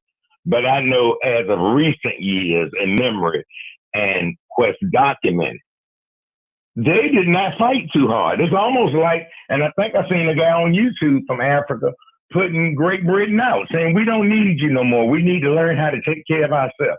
So you mean to tell me you went over there in a country and you allowed them to just take you over and you didn't even fight hard? How many wars was fought in Africa with white folks? Can you remember any? I think 0. I'm not going to say it's 0, but it's close to 0. Mm-hmm. But the amount of wars they fought here with these people here who would kill their ass once they were friendly to them, and then you want to try to take something from them. So if you are black, brown, and when I say brown, I'm talking about black people. If you want to include yourself as African, that's fine with me. But they treat all of us the same. But I have a tendency to fight back, bite back. And when those Pan-Africans and people jump on me on my page, I crush them. Because I tell you, prove to me you came from Africa. Name me two or three of your ancestors that came from Africa.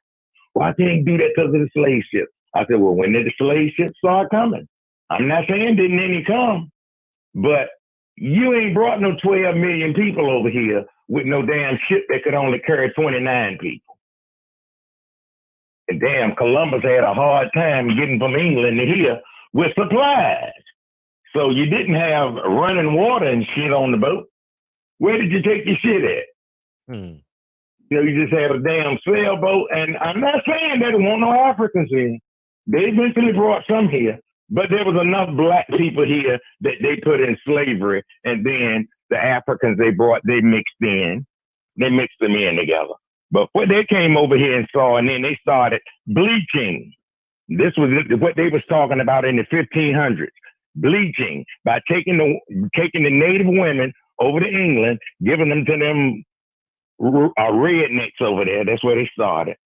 Having children with them, taking the children, the native children, taking them over there, educating them so they can learn how to talk to us. So you educate a child after he's about 7, 8 years old, he speaks his parents' language, now he speaks English, now he can tell you what his mother and father or his people are talking about. And that's how they learn how to communicate. Once they learn how to communicate with you, they take your shit. That's just what they do. I don't know what went on with DeSean and them. I ain't even into that shit. But I'm into getting me a goddamn couple of rifles and go and train with the NFAC. That's what I want to do. The Not Fucking Around Coalition. And they say they're Hebrews, Africans, Black Panthers, everybody. That's the coalition I like to see that's getting together. And they went to Stone Mountain, Georgia on the 4th of July. And that was some of the most amazing shit I've seen since the 60s. Call you out in your own backyard and you didn't show up. And I'm back in the chat for you. Appreciate you, big homie. All right. Love you, man. Love you too, man. Yeah, man. Went to Stone Mountain, Georgia. Yep. That's one of the hot spots for the KKK. KKK. Yeah, man. This is what I was going to say. I remembered. We are going to go through the lumps. All right. And what I mean by the lumps, the DeSean Jacksons, the Stephen Jacksons. And if you choose to be there, you can't backpedal when you say you're a leader. There's no backpedaling as a leader. There's no backpedaling. D Bevel, salute to my cousin, Champion Heart. Yeah, man. There's no backpedaling. All right. You can't backpedal as a leader. You know what I mean? They're going to infiltrate you. You know what I mean? These are just simply the facts, man. They're going to infiltrate it. Welcome to the show. What's up, 773? What's going on? How you doing, brother? How you feel, dog? Much. Just wanted to chime in. Thanks for allowing me to come on your platform. Appreciate you. Yeah, man. I just want to say us as Black people need to come together with a strategy that's not divisive where it tears us apart. And what I mean by that is divides us because these people are intelligent enough to know if we can infiltrate, if we can distract them, if we can confuse them from their main goal. That's why they love Donald Trump, because Donald Trump don't take that from nobody, and he double and triple down. You know what I mean? So if someone was going to say about anti-Semitic, you need to understand that the true people that we're the true Semitic people. And we ain't talking about a religious thing, but we're talking about people knowing who you are and function, whatever it is. There's too many of us that's in Hollywood that shouldn't be able to talk, man. You know, because everybody don't need a platform or need to reveal themselves. You know, that's what thing about white folks. They have people in power to be spokesman for the KKK and all that white supremacist stuff. You know, that's our problem. You know, and I'm from Chicago, so I know about segregation and white supremacy and all of that, all of the crazy and shootings and all this political stuff, Democrat, Republican, conservative. It's all a political slot, man. And it don't matter about that. But if me as a black man and you a black man from a Republican Democrat, that divides us. And we don't need that. We need all hands on deck, brother. All hands on deck. We don't need people to tell us who we should like and who we should talk to and who we should be. We should decide that for ourselves. You know? I agree with that's what we should do, brother. You know, and I ain't want to be too long, but I just wanted to say that, man. You know, when people don't understand the Bible, that you need these Christian churches and all these things, because that's what destroys us, religion and politics, man. You can follow the Bible without doing religion. You know, you can follow politics without being in one. My politics is black people. That's my politics. Not no Democrat, because when you study all of that, none of it's for us. And Stephen Jackson, I love that brother, but what he did, he shouldn't have did that, man. If you not gonna double and triple down, he shouldn't have said nothing, man. Just left it alone and ride the wave, you know? Because that's gonna take from what he's trying to do, you know? What he's trying to do is bigger than us talking about that. Because the fake Jews or the Jewish people don't want nobody to challenge them or the Holocaust, you know, or anything like that. But at the same time, how much it's going to cost us to realize that we're being played with at a larger scale, you know? Understand this pandemic called COVID-19 is still killing us, you know? And where I live in Chicago, black on black crime ain't what you think it is, but it does exist, and no one can ignore that, you know? So when Donald Trump talking about white supremacy, that's one thing. But when are we going to start talking about black folk stuff? Stephen Jackson, what he's doing, that's great, but when are we going to start talking about our stuff? Not the Black Lives Matter Corporation, but the Black Lives Matter movement. Let's put our religions down. Let's put our politics down. Let's talking about, well, I'm from the West Coast, and we're brothers. That should matter. Because what I'm going through is where you going through where you live. It shouldn't matter about that. And Stephen Jackson and LaShawn Jackson, they, you know, somebody should have spoke for them and just took the mic out of their hands, because they made us look really bad on that thing. And I love that. But what he did, he made us look bad because he should have tripled down. You're talking about Stephen Jackson, right? You're talking about Stephen Jackson, right? Yeah, Stephen Jackson, right. You know what? He should have said, listen, black folks are Semitic people too. Because if you want to talk about being Jewish, are we talking about a religion, or are we talking about a nationality? Because Jewish is not a nationality. It's not. It's a religious by people practicing Judaism, or whatever you call that. That's got nothing to do with your bloodline and blood tie, because they still Northern and Eastern European. You know, from Poland and Russia and South Russia, Georgia, from the Caucasus Mountains. Same people. But they've got religion and money to tie into that stuff. So now, with Ice Cube, all the rest of them people, they need to just let the pros talk, man. Have a spokesman or somebody that's in place to speak for you, so you won't get because we need those guys in those positions for the money. We do. Yeah, we need the Ice Cubes making movies. We need that. But if we have everybody fumbling, or there's not enough people speaking, it makes us look bad, because as a people, we're not in position. Well, we could say, okay, what you think is what I think. Okay, we're going to run with that. No, I'm from the West Coast. You from the East Coast. I'm Democrat. I'm Republican. That separates us. It can't be that way, you know? And that's all I had to say, brother. And I thank always for listening to your show, man. I appreciate your platform, man. And, man, it just keep getting better and better, man. It is. It's growing. I can see the numbers. Yeah, I can feel the sergeant lady was on there. And I was like, wow, okay, he is with the big dog. I like the perspective. Yeah, the perspectives. It's important that we hear everyone's perspective. You know what I mean? Yeah, because like I say, even though it's not about a religion, and that's man-made, but the Bible is not man-made. Because if you look at the book of Deuteronomy 28, you can't say that didn't happen to us. The problem is, it's been monetized because of money. You know what I mean? Pastor Porkchop and all these other political people that put their hands all up. You know, but I'm going to go ahead, bro, and get off there. But like I say, thank you for allowing me to have the opportunity to talk. I appreciate your platform. Much love and respect, brother. Appreciate you. Thank you. All right. All right, one. All right, one. Yeah, man. We you know, I just had an idea. Stephen Jackson just deleted one of his posts. He probably read a lot of the comments. People were, I don't know what people were telling him, what I told him. But I kind of put my thoughts and Reggie Owens' thoughts together when Reggie Owens said Malcolm X used their platform. Yeah, use their platform, but you got to double and triple down on it. And that's basically what I said. So I just put those two thoughts together.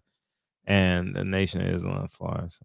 So here's what I just had an idea. It's a less than a 1% chance that it'll work, but I like those chances. You know, that's the story of my life.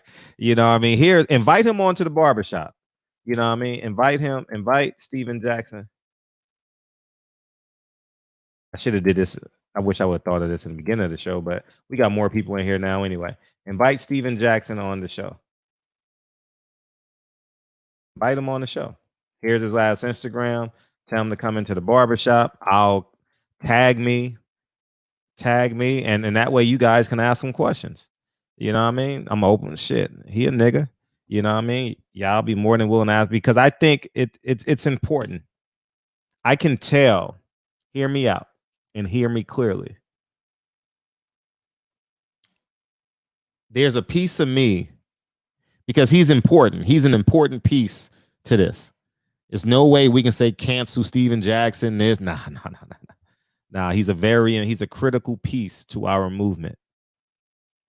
I don't think on so many levels he's talking to people that tells him how important every move and every word that he says. I don't think that he understands. I don't think he fully grasps that. I think he's probably hanging around a lot of his equals in terms of progression. You know what I mean? And I think that this is a great platform for him to come on. You know what I mean? If he wants to come on, you know what I mean? Hope that he comes on. Maybe he will or won't read it. I don't know. DM him. I think he reads his DMs, DM him, go to his Instagram. I think it's important, and maybe he'll respond. You know, we'll see. Welcome to the show. What's popping? 305. What's up? Hey, this is your Pastor Deacon 305 one more again. Hey, I got a question for you, Fred. Okay. Yeah. Hey, this is my son here, boy. He is a computer genius. Okay. If he can't figure this shit out, I want you to explain to him one more time, bro. But we trying our ass off. Hey, what's up, big homie? So I want him to log into his Gmail, right? Log in. And now you're gonna type in YouTube in the Google section. In the what section? In the bar, in the search bar. Excuse us, guys. It's past Usher Deacon 305. Okay, now you see the circle on the right, to the right of the bar. Right beside the search bar? Yeah, click that. All right. I did. And now it's going to take you. Now you see the YouTube page? Yeah. Send that to me, and I'll be able to unblock them. All right, perfect. Appreciate you. Yeah, all right, one. Hey, Reg, I agree. He is unapologetically black. I believe that he's black. Listen, I believe his heart is unapologetically black. I believe his intentions are pure. I believe his intentions are right. Everything right? Everything. I just think is that hope. I just think that Welcome to the show. 1 second, TB. I just think that it's not coming out. He should have put Don Lemon into a corner. What the fuck you doing talking about? You know what I meant. You're an employee of CNN. How about you come on this side of the fence and fight with me, Don? You know what I mean? You have to. You're not there for a conversation. That's what I'm trying to help you guys understand. We're not on CNN to have dialogue about kumbaya. We're using that platform to rally the troops, or we use rally the allies. We're not there to have a conversation. We're not there to be civil. Y'all motherfuckers, you mentioned Malcolm X. Y'all better go watch Malcolm X on YouTube. Didn't budge, man, he threw it in their face. Throw the oppression in their face. They never once mentioned Riley Cooper. He got $25 million. Put it on them. Put it on them. Put it on the those other owners. How come they not speaking out? So you're gonna play the Black National Anthem, but you're not gonna. But Colin Kaepernick not gonna have a job. You're gonna play the Black National Anthem, but we don't have no black owners. You're gonna play the Black National Anthem. We got under 5 black head coaches. You're gonna play the Black National Anthem, but a scout said 10 years ago that black people aren't capable of being quarterbacks because I guess their brain is too small or something like that. That's what I'm trying to explain to her. Where I'm not, listen, I don't use my platform to negotiate with people. I'm not negotiating with nobody.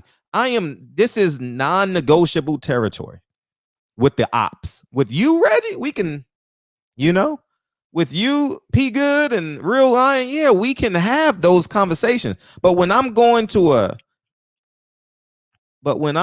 over there, if I represent Nike, I got to sell Nikes. How does that sound? You know what I mean? Since we're all consumers in this motherfucker, right? If I go to In-N-Out, I'm selling burgers. If I go to Taco Bell, I'm selling burritos and tacos. All right. And that's it. That's just what I feel. He went there for a conversation. You understand what I'm saying? That's what I'm trying to say. Bloods don't go to Crip neighborhoods at night. Crips don't go to Blood neighborhoods at night without a mission. Okay, that's it. What's up? What you got? I got a couple points, man. Yeah, go ahead. First thing, I was chatting with a guy in the chat, and we was talking about I guess it was a little bit on the biblical thing about black folk.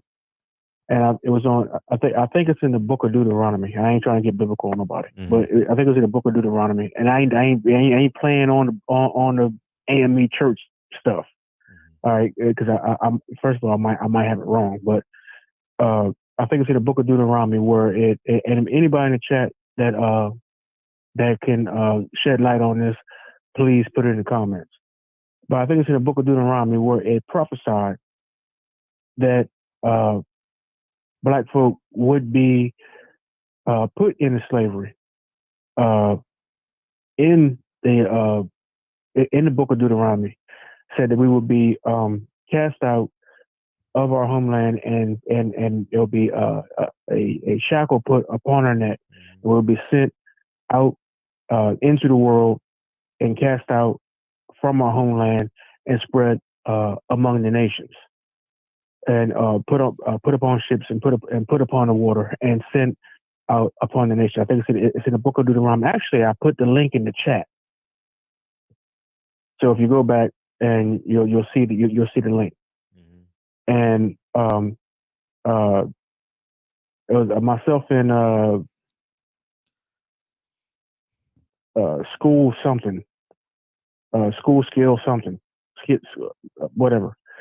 Me and him were going back and forth on that. The other thing is that CNN thing. I called to tell him because I got a little bit of a lag going on. The thing on CNN with Terry Crews and Don Lemon. That thing kind of hit me the wrong way. And then I saw a tweet from Tamika Mowry addressing Terry Crews that kind of hit me the wrong way. Now, first of all, with the comments that Terry Crews had made in recent history, I ain't no fan of Terry Crews. Terry Crews been buck dancing and cooning here lately, something terrible. You know what I'm saying? But I will say this. When you go on with this Black Lives Matter stuff, and Don Lemon said that Black Lives Matter is strictly for cops killing black folk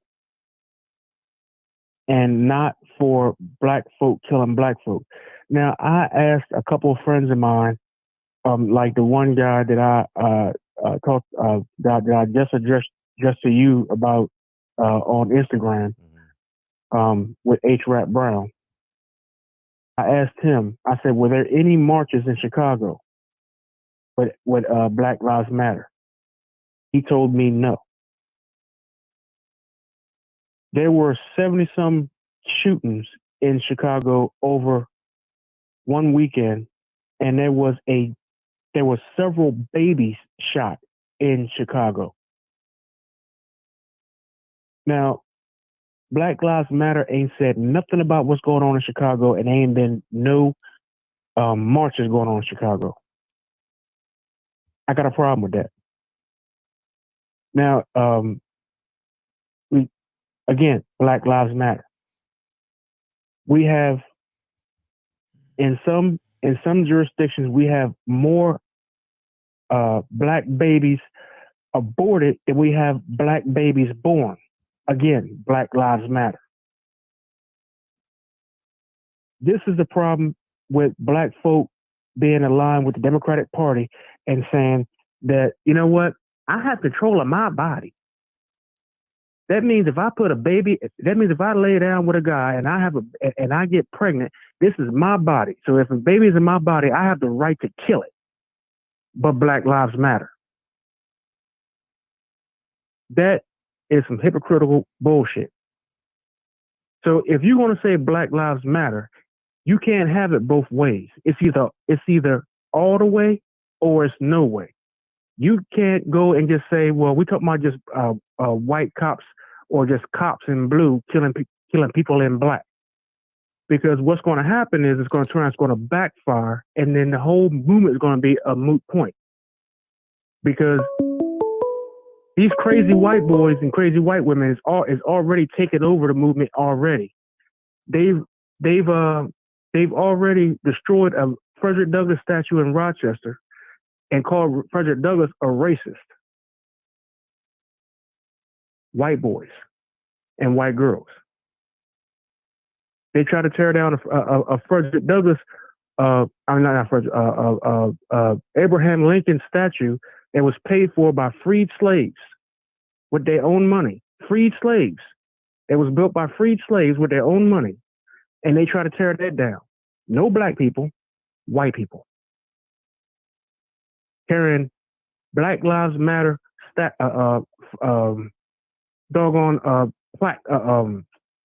signs. What was Tamika Mowry and all in with that? And then they this is the one time Terry Crews' buck dancing ass was right. And Don Lemon is trying to chastise this guy, saying, well, if you want to try to save black lives, then you need your own organization outside of Black Lives Matter. First of all, this dude ain't got no business speaking on the rest of us. You know his lifestyle. I'm gonna leave it at that before I say too much. Appreciate you. All right, man. Yep. One. You know, here's what I think, and Champion Heart said it too. I don't necessarily. I know people say Black Lives Matter is a gay organization, and Soros, what's his name? Soros. And then there's like the Black Lives Matter movement, like people like me, you know what I mean, who just want reparations, who just want what we're supposed to have. You know what I mean? We want you to take our foot off our necks. You know, I don't necessarily associate myself with, but I'm smart enough. I shouldn't even word smart enough because then it comes off as a contrite statement. But 1 second, 469. I don't want to say I'm smart enough, but I'm playing it safe enough. George Soros, thank you. I'm playing it safe enough to keep us unified. Because if it's not a gay person, you know what it's gonna be? You know what it's gonna be? You know what they're gonna say? Well, you're Muslim. Well, you're Christian. Well, you're Catholic. You're a Republican. You're a Democrat. I think for when this started after George Floyd, no one cared about if you were gay. No one cared about if you were straight. And I even said this in one of my first videos, because remember we went live that night and I was just shocked.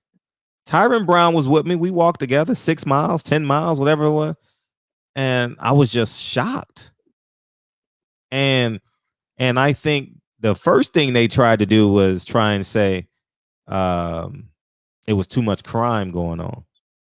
You know what I mean? The goal is division, man. Listen, CNN is not even showing the protests anymore. They're not. They don't want to show us winning.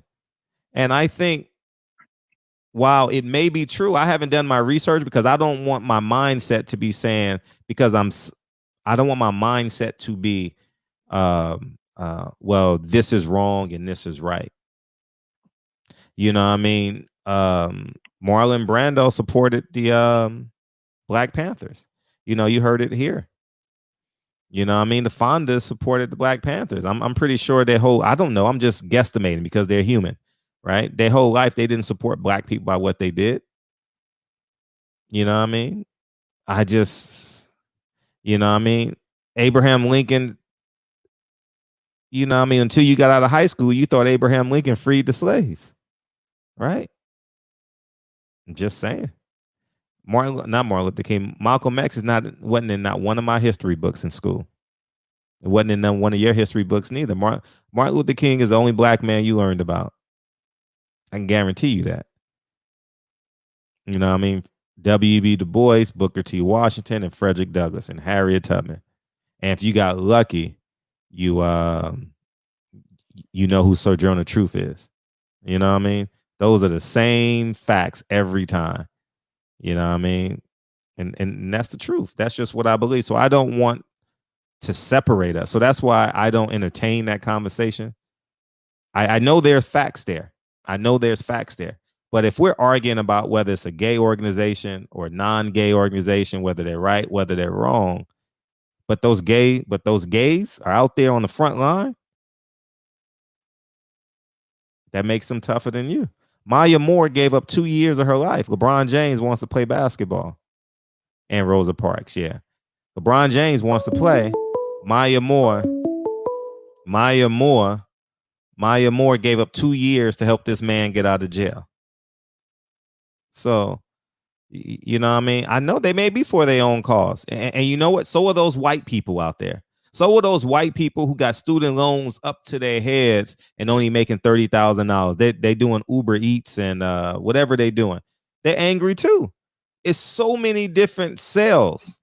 It's not just Black people who are angry at the government. You got people who are, you know what I mean, that the last days groups. You got the MK Ultra groups. You got political. You got the libertarian group. You got the independent groups. You know what I mean, who don't like governments.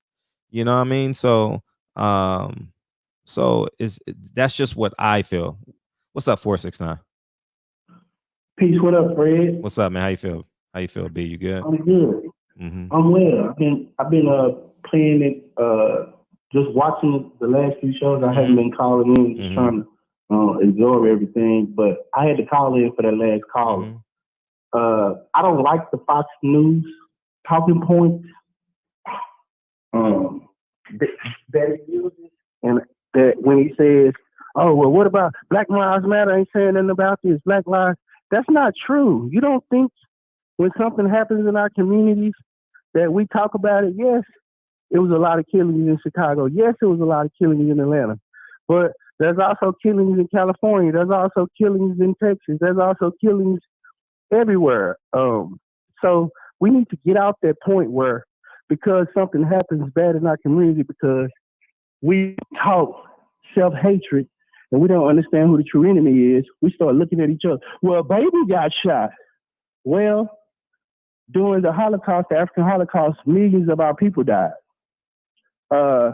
In the Congo, like OG said, millions of our people died. Millions of our people have always died because of economics, politics, whatever, which really is chalked up to white supremacy. That's the thing that we need to keep at the forefront. We blaming each other. Yes, we are responsible for some behaviors, but until we get their system destroyed and out of existence, then we can come and we can start teaching each other about self-love because we don't have anything hindering us. I don't know if you believe this, Fred, but I truly believe this. Until we destroy the system of white supremacy, white folks will never leave us in peace. White supremacy will never leave us in peace. Never. If we go and start something anywhere, they're going to be there snooping. I'm going to tell you, Elijah Muhammad used to call them universal snoopers. He said that if you having a conversation in China under a table, that they got something recording you under that table listening to your conversation. So my thing is, like you said, whatever Black Lives Matter is funded by or moved by, if it's going in a direction that's constructive, then let it be. You don't have to get in the way of it.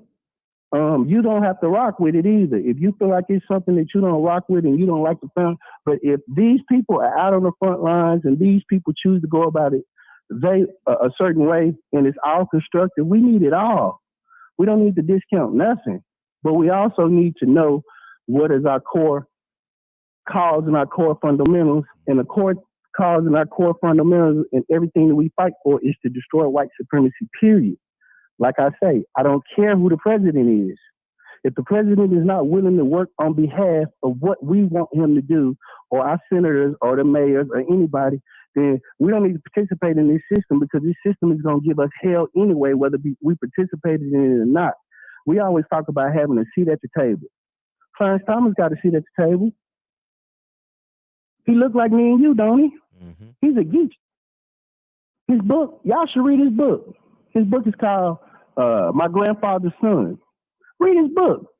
Clarence Thomas talks about how he got a degree from Yale and he couldn't even get a job. And he talks about how he experienced racism. But this is the same man that got on the Supreme Court and struck down affirmative action. So do we want people to look like us to get in power? And you know what happens most of the time when people that look like us get in power, the system start working for them personally. It's like you, Fred. When you start participating in economics, now you see economics different because it's working for you.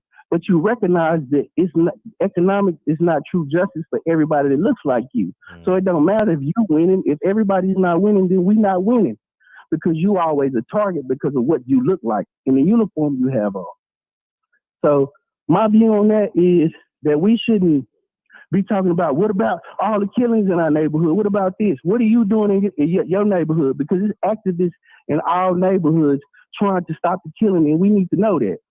Yes, we are in a war that we are losing. Because the people that look like us sometimes could be our enemies, and they turn on us, so we don't know who to trust in the war. And then outside of that, we have an open enemy in front of us, that we don't want to call out. I got one more thing to say. I'm gonna let it go because I don't want to be long-winded. I never am. I'm sorry for it, but I just got to get this out. Also, when it comes to the Stephen Jackson and the Jewish thing, I think Stephen Jackson shouldn't separate them. Stop classifying them as this and this and this and that and this and that. Those are nomenclatures that they put out there. Jewish people are white people to me, period. I don't know how you separate them. Russian people or white people, Europeans or white people. All of these classifications, just put them in a group. You either white or non-white, and that's the way I view it. And it keeps them a lot of confusion because what they did was just sidetrack Stephen Jackson, and now he's going to fight the fight that all of the black men in front of him, leaders, try. Malcolm X fought with the Jews. Farrakhan fought with the Jews. Elijah Muhammad fought with the Jews. Khalid Muhammad fought with the Jews. Anybody that speaks up for us, we find out that it's gatekeepers in front of us, and it ends up to be those people. But the difference is we shouldn't classify them as that. We should group them all in one group. And that's my view on that. I just want us to stay strong. Stop trying to divide us and try to find out where our common points is. And if we moving the ball forward, if Black Lives Matter moves the ball forward against police brutality, that's good. That's a front that we don't have to fight on. Now we can go fight on the economic front after that. And then we can fight on the next front after that till we destroy their whole system from operating. But that's my view, man. I just want to throw that out there because I didn't like what the last caller was saying. Man, they ain't said nothing about. That's not true, man. We hurt for all our people that die. We don't, and it affects us the most. But you got to understand, it's like the statistics. In China, I can guarantee you that the Chinese are killing each other. I can guarantee you that. In Russia, I can guarantee you that the Russians, that when they fight against each other, they kill each other. But you don't hear about Russian on Russian crime because they have conditioned us to think that something is wrong with us when they taught us violence. They taught us how to handle things this way. Think about how America settles their disputes and how you taught to settle your disputes. You taught with violence. Anytime they get upset at the way the government acts, what they do, they want to get their guns and storm the state capitol or the state buildings, right? Look at what they do. The first thing they do is grab a gun for intimidation and they go out into the streets. So we learn violence from them. So we need to know that what we are and how we act, especially when it comes to religion, most of the religions we picked up from them. So we need to act accordingly. So my thing is shout out to the third shift, man. And remember that we are prisoners of war. And we need to conduct ourselves that way. And I just want to say peace to the gods, man. And that's my spiel, Fred. Thank you for letting me get that in. Appreciate you all the time, for sure. Yes, sir. For sure. Peace. Yeah, one. Charlie Love, I didn't get your DM, so you gotta send it to me again. I didn't get it in my DM box, so feel free to send it to me again. Yeah, man. I just hate to be divisive. You know what I mean? I don't want us having a conversation amongst ourselves. You know what I mean? I really don't, man. Welcome to the show. What's poppin', E? Hey, what's up, brother? How you feel? I'm good, man. And I'm at work, so try and make this short, man. I appreciate you. I appreciate you listening while I work. Thank you. Yeah, most definitely, man. Most definitely. I got a mission right now, man. I'm trying to get out of these trucks, so I gotta sacrifice what right now in order to make that happen. In this show, damn good show. But I just want to say respect to the caller, man. He was definitely on point, and it kills me, man, when I hear black people regurgitate white supremacist talking points, you know, and it just, you know, it bothers me because we've actually bought into it when we do that, you know. And like the caller said, why is there no demeaning term for when white people kill each other? When they kill each other, damn near the same rate. You know what I'm saying? There's no such thing as black on black crime. It's about proximity. You know, I mean, you and I had never sat down and talked about this, man, but you know, I had a when I left American Airlines, I had a group of young brothers that I was training.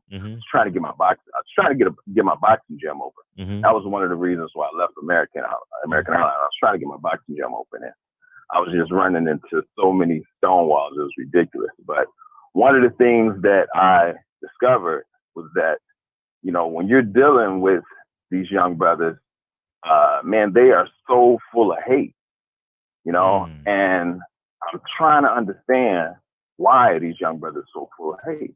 Well, what you have to understand is that they are living in a community with poor schooling, which allows you to get a poor paying job, which allows you to continue to live in that poor community. And that's a vicious cycle, you know what I'm saying, that you can't get out of. You know, some are lucky enough to get plucked out or to escape, but it's not the masses. You know what I'm saying? And so, of course, you know, you're going to hurt, kill, steal who you're around. You know, and that's what it is. It's about proximity. That black on black crime is a false narrative. You know, that's just a demeaning term to against us. You know, like you said, you don't hear about Chinese killing on the Mexicans, none of them, but they do it. You know, I don't know if you've ever been to a trailer park before, but poor white people will you get lost up in the trailer park, good luck. I'm telling you. You know, but you don't hear about this kind of stuff. You know, so yeah, that bothers me, man. We got to get out of it. We got to understand that, you know, it's funny how Chicago always comes up in the news, but it's from people who don't even live in Chicago. I've never been there. I was born and raised in Chicago, and I think that it's something going on, man, because when I was growing up in Chicago, brothers was doing stupid shit, but they weren't killing like that. You know what I'm saying? So I'm thinking something is going on because, you know, this area where it's happening, it's under 24-hour surveillance. You got these blue light cameras that are in intersections on the light posts. So you're telling me that this area is under 24-hour surveillance, yet you don't know who's doing all this killing? Something is suspect about that. You know, and you know, gentrification is big in Chicago. You know, right now you get jacked quicker in the suburbs than you will in the city. You know, Cabrini Green was one of the most notorious projects when I was growing up in Chicago. Now it's condos for white folks. You know, the Robert Taylor homes was another one of the most dangerous projects, you know, when I was growing up in Chicago. Now Robert Taylor homes is gone. It's all condominiums. You know, because that's been happening for years. Because when I was growing up, I was wondering, I said, why are they building this state-of-art baseball stadium right in the middle of the hood? Why are they doing that? You know, but that gentrification train was on its way. You know, and it's those areas around there that a lot of this killing is happening. That's just happening in one area. That's not all over Chicago, but people don't know that. You know, but I got to get loaded, man. I just wanted to you know, speak safe on drive that real tonight. quick, man. Yeah, for sure. Appreciate you. Drive all safe. Right, brother. I appreciate you, man. All the time, love, homie. man. Yep. All right, man. Later. Yeah, appreciate you. Yeah, man. It's I think that too. When I hear those numbers, I'll be like, damn, is someone just shooting in the air? Is someone instigating all these numbers? Like, I might, because those numbers be gaudy. Like 14 people, 10 people, 90 shootings. You know, it's real gaudy. Welcome to the show. What up, 203? Mute me in the background. Hey, what's going on, friend? Hey, how you feel, man? I'm doing all right, man. It's my first time calling in, man. I watch you all the time, man. Tell me your name, King. Okay, you hear me? Yeah, what's your name, dog? Yeah, my name is Sean. Welcome, Sean. I'm from the Bronx. Welcome to the show. Welcome, Sean. What's up? Hey, what's going on, man? I just gotta address this, man. There's a lot of unmarked cars going around doing the killings in Chicago, and There's a lot of unmarked cars. Yep. I believe it. I definitely believe it. It's true, man. And it's sad. They had LeBron James making apologies for saying he's getting Jewish money. You remember that? No, I'm glad you said it. I got to go back and do it. Yeah, he said he was getting Jewish money, and they made him apologize for that. You know, all this stuff going on in the LFL, man. Kyrie exposed LeBron and all these other fake woke athletes too, man. You should not be playing basketball, football right now. No, no one should, because especially at this time. Mm-hmm. I agree. And yeah, I agree. I think that I think you got. I think one, you got enough money, and two, I think your family's big enough. Your circle of influence is big enough. You know what I mean? I think that basketball players, football players, man, we got to, man, why we don't see the bigger picture? They're bringing you back because they need to make money. They need to make money. Okay. They need to make money. That is the ultimate goal. You know what I mean? Why does the NFL want to play the Black national anthem? Because literally, in addition to the Black people, you got allies moving with them. It's big now. I've never seen a worldwide protest before, a revolt. I've never seen this a day in my life.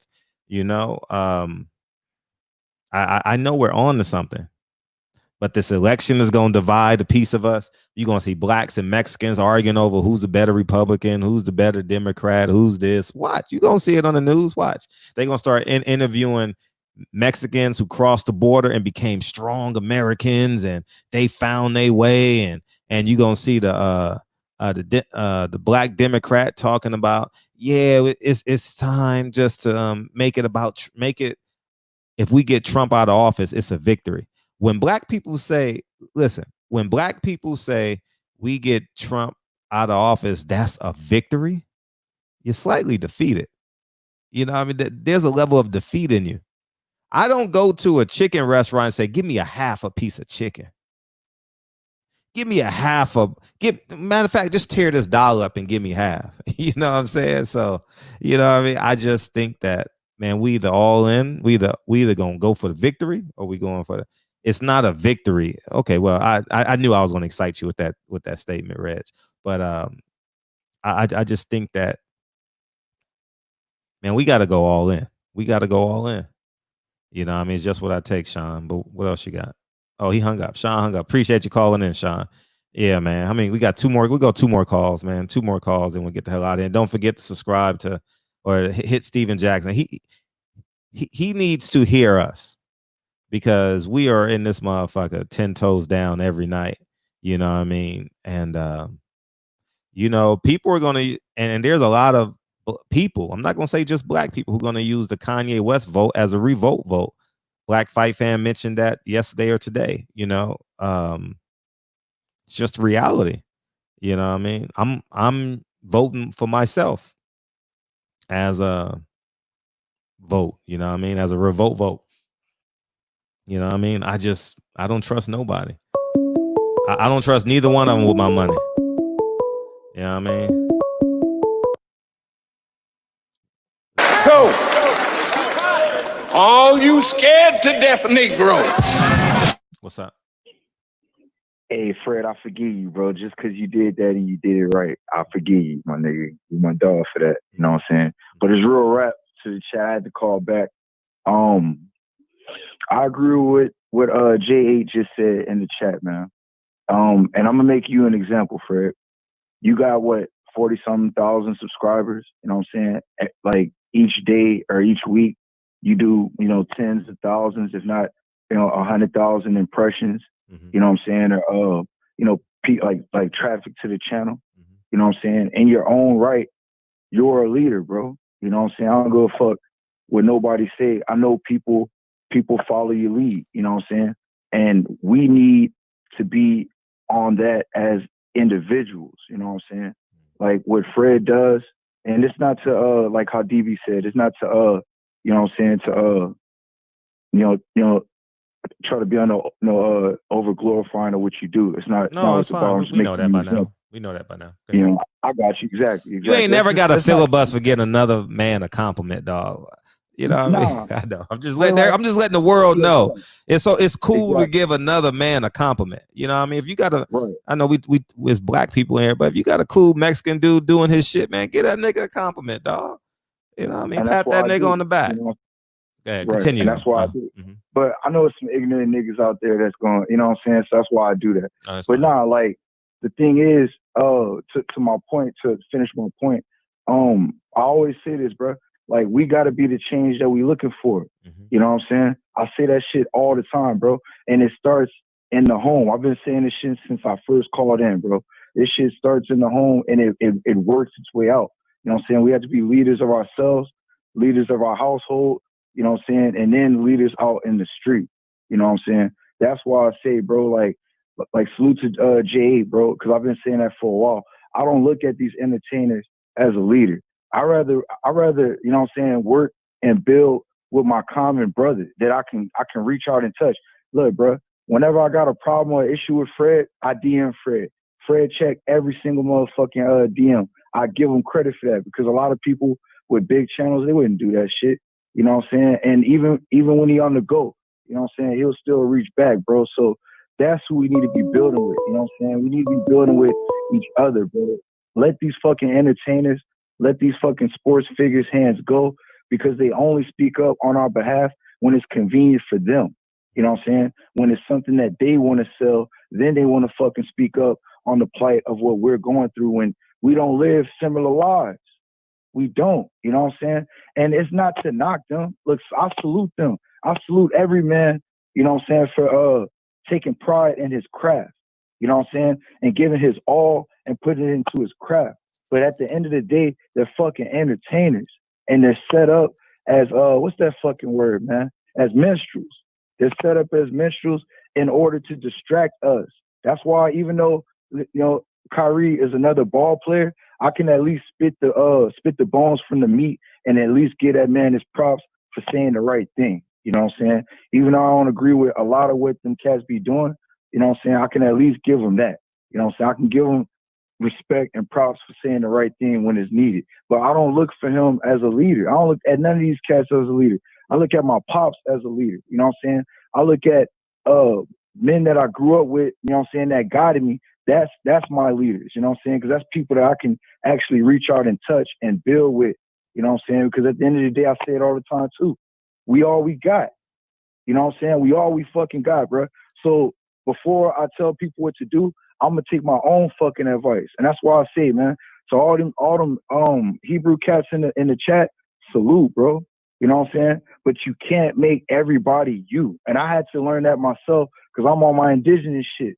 You know what I'm saying? I'm on my Aboriginal shit. And today I realized, bro, that's my person. Like just listening to Down on OG Grant, it helped me put things into perspective. That's my personal journey. You know what I'm saying? What I do personally, you know, we don't have to agree on the same thing. We can agree or disagree, but I'm not gonna try to make everybody out to be a black Indian no more, because that's not what's up. You know what I'm saying? Everybody's got their own personal journey on trying to find who they actually are, and you got to put the work in. You know what I'm saying? If you're gonna call the white man your oppressor, how the fuck can you believe him when he tells you about your history? That's all I'm getting at. Whether you want to be a Moor, a Hebrew, you know what I'm saying, black, so-called black, whatever, African, whatever, man. Like just listening to Donald O.G. Grant helped me put things into perspective. Look, I even put the petty shit down with Reggie Owens, bro. Like that's my dude, man. You know what I'm saying? Just because I disagree with him on political shit, man, fuck all that. At the end of the day, man, his skin is just as dark as mine. It's just as brown as mine. You know what I'm saying? His hair is just as nappy as mine. You know what I'm saying? So why am I going to beef with my brother over dumb shit? That's what I wanted to tell the chat. That's why we can't get our shit to fucking together, man. Because we become tribal, we become cliquish, and we want to just rock with what the fuck we want to rock with because that man doesn't agree with our ideology. That's the fucking point of why we're in the position that we in. Niggas want to drop Hosea chapter 4, verse 6. Yes, that's a fact. Our people are destroyed due to lack of knowledge, but they're also destroyed from lack of coming together over petty fucking differences. That's why history is so important. You look at what your ancestors did, you look at their mistakes, and you correct that shit. Period. That's it, Fred. I ain't want to get long-winded. I just had to get that shit out because, you know, I ain't no Twitter finger type of nigga. You know what I'm saying? But salute to Barbershop Conversations. Salute to all the brothers in the struggle, man. DB, come up here, man. So you could close out the show, bro. I'm out. Real rap, man. Peace. All right, peace. Oh, we got the last call of the night. It's Ant Fresh, huh? My nigga, this is dedication. This is anti-hesitation. It's a real nigga celebration. Hey, what's poppin'? Man, I'll make it real quick. Man, what would Nipsey Hussle do? So all the athletes, because I know athletes are listening to the show right now. Y'all love Nip. I see y'all posting 24 hours when he died. Every single month, every single day, he was posting about him, right? Well, guess what? You've been listening to his songs. He has so many messages about empowerment. You know what I'm saying? Fuck the establishment. Cut the middleman out. Support your own. So look, stay dangerous, just like he said, right? You know what I'm saying? Are you on that tip or you on some scary shit? So just keep that in mind, and everybody, you know, stay strong, stay empowered, and man, we gonna win, bro. We gonna win. So I'm out. Peace. Yeah, we gonna win. DB, you here? Don't forget, man. Invite Stephen Jackson on the show, man. He needs to be galvanized by a bunch of black people, man. You know what I mean? It's I just believe it. He needs to know that there's thousands of black men that support him. You know what I mean? And stay black. You know what I mean? I just sent them a message. He has to go study Malcolm X. You got to. He was the best at it. He was the best I seen. You know what I mean? He was, man, he was the best at it, dog. Simply the best. You know what I mean? So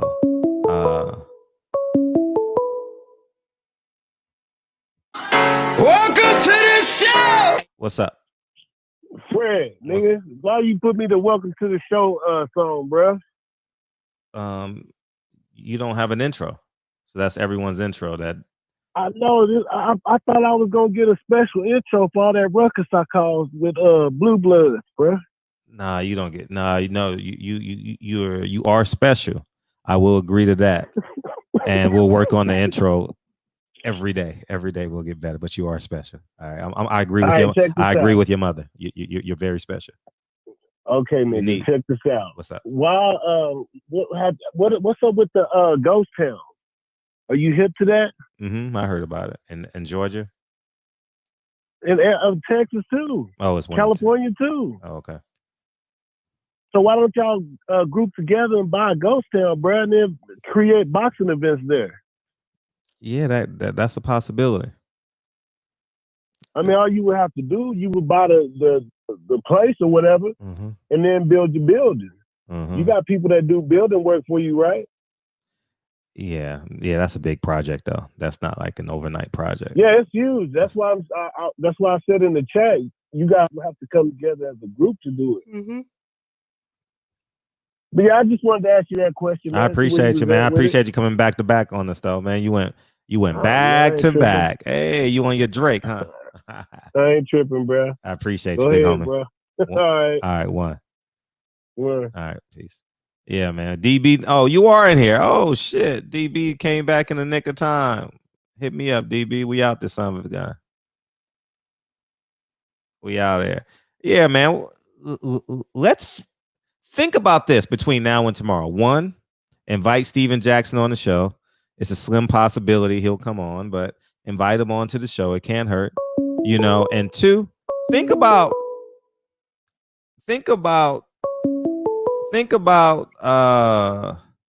how we're being divisive and see if we can self-correct ourselves. You know what I mean? Self-correct ourselves. Like, he's Republican, he's Democrat, he's, you know what I mean? Think about that. What's up, man? How you feel? You need an intro? My nigga, this is dedication. This is anti-hesitation. What's poppin'? Hey, you know what was crazy that you started playing that? Is when you was playing Status Symbol, that's all I was playing in my truck. Like that was, you know what I'm saying? You know how you listen to everything, but then certain songs you just keep on playing. Every time I get out the car, I just get back in and just rewind this shit again and just keep letting it ride. And that dedication, I've been rocking that for about a month and a half now. Like that shit just, it's just sick. You know what I'm saying? Yeah, that shit just my nigga, this is dedication. This is anti-hesitation. It's a real nigga celebration. That nigga said this is anti-hesitation. Yeah. Anti-hesitation. He make up his own higher order thinking words. This is anti-hesitation. It's a real nigga celebration. That nigga said I'm prolific. I was in Vegas. I was in Vegas covering that Danny Garcia Danny Garcia, Brandon Rios fight on a Wednesday night or something. Who is that? Exactly. And so I and you know what I said? What's called came out the same day. And you know, at nighttime I'm by myself. And so I was at the Hooters Hotel and I heard Nip say this, I'm prolific, so gift. I said, stop this shit. I ain't got time right now. I'm going to go watch Wakanda. What's the name of that? Black Panther. Because I knew I had to give Nip 2 hours of my day. I said, what rapper says I'm prolific?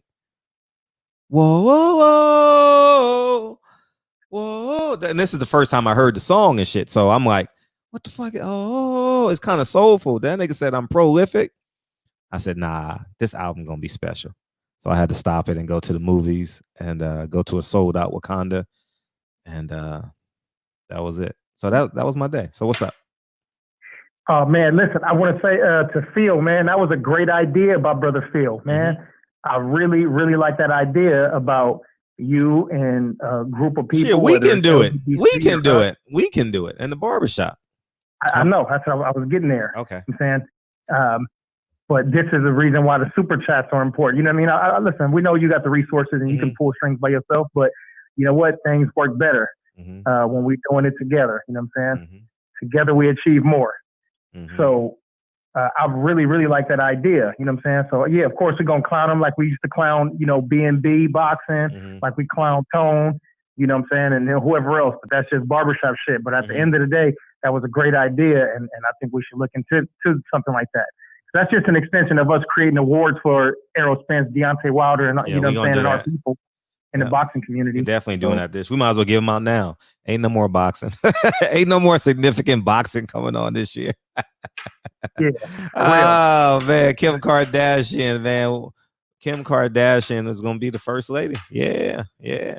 But here's the catch.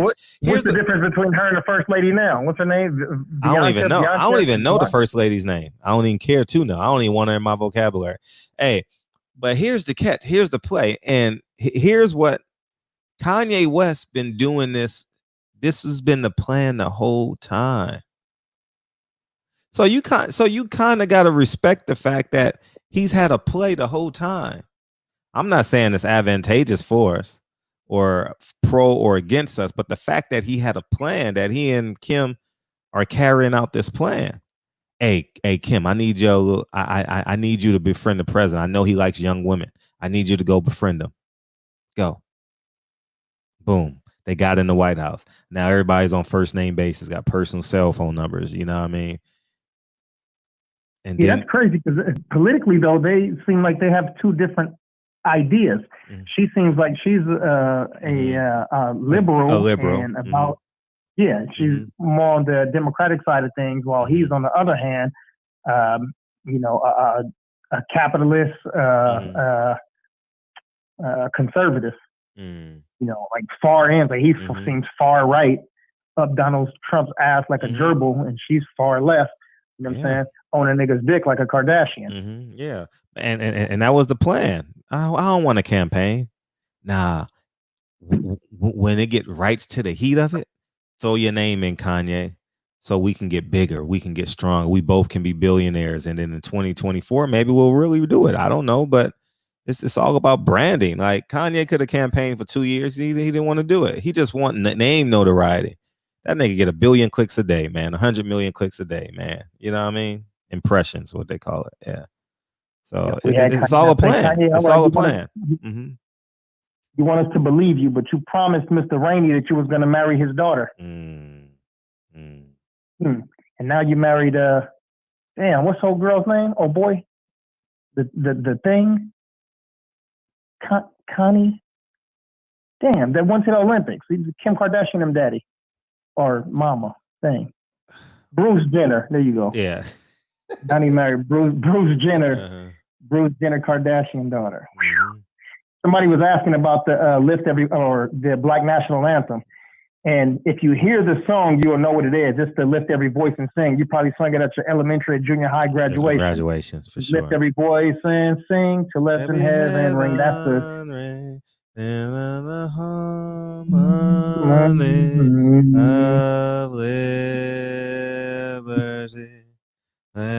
rejoice. I gotta hit this note. All right, go ahead.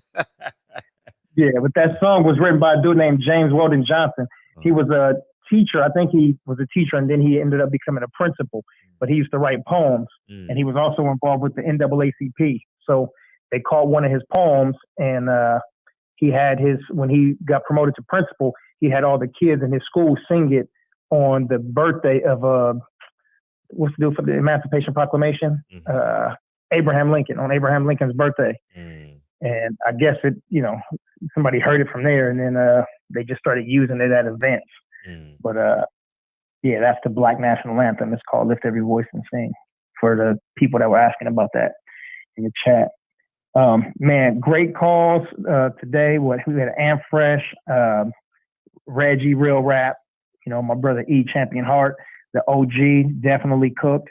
And shout out to Usher Pastor Deacon 305, man. He was in here with something real concise. He was strong, and his call was the shortest in the history of in the history of the church. Facts, big facts. Everybody's shocked. Chicken's still hot. You know what I mean? Shit, they shocked. Yeah. Damn, mac and cheese still lukewarm and shit. You know what I mean? Ain't nobody gonna have no cold yams and shit. Yeah. So we got lucky. Yeah. Yeah, but man, as we talked about, man, the division is the name of the agenda for those people. It's the vision, dog. It's the vision, man. So we got to make sure that listen, we are doing things on the united front, and our commonalities are our melanin. We are the people of pigmentation. The color of living tissues by pigment. We are the ADOS or the ADOSs. Whether it's the Aboriginals or the natives or Moors or Hebrew or 5%ers or the Methodists, it doesn't matter. Like at the end of the day, we use our commonality, and that's because we are family. We are bloodline in the same land. So let's use that, and let's not look for reasons to hate people. We got to look for reasons to counseling people. See how the Philadelphia Eagles did with I can't remember the white boy's name. Riley see how Cooper. There you go. That guy. I don't want him a part of my vocabulary, but they sought out counseling for him. When it came to DeSean Jackson, they wanted to discipline him. So we got to do the same thing with our people. Unless they are really doing something that's affecting us in a negative way. Like, for example, if we talk about people like Floyd Mayweather, right? He don't give two shits or one fuck about us. So if there's somebody that we're going to say something about, let it be the people like Floyd Mayweather. But when you got dudes like Jack, like Stacks, and got dudes like DeSean Jackson, they know, man, even though they older than me and some of us, they still relatively young, and they need counseling too. So when we know that their heart is in the right place and they need counseling, let's counsel them and put them right back on the right track, because at the end of the day, they have the voice, they have the resources, and they also have the platforms to help us to continue to move in the right direction. So, let's not look for a reason to hate them. And remember, LeBron James said, so the fuck what LeBron James said? LeBron do a hell of a whole lot for the community, and he's trying. He don't know. He came from a single mother household in the middle of nowhere, fucking America. But he trying. So, we slap him on the wrist and we tell him that ain't the right way to go about it, and then we get back on track, straight up and down. So don't let them divide us. We got to get the update on Minister Tony Muhammad. Mm-hmm. Yeah, we do. I think we also still got to talk about Oscar, Bob, and Floyd and their financial situation. Yeah, we got. Maybe we'll talk about that tomorrow. Tomorrow's Thursday. Yeah. 3-4 streams going. Shout out to the 4th shift and the 3.5 shift.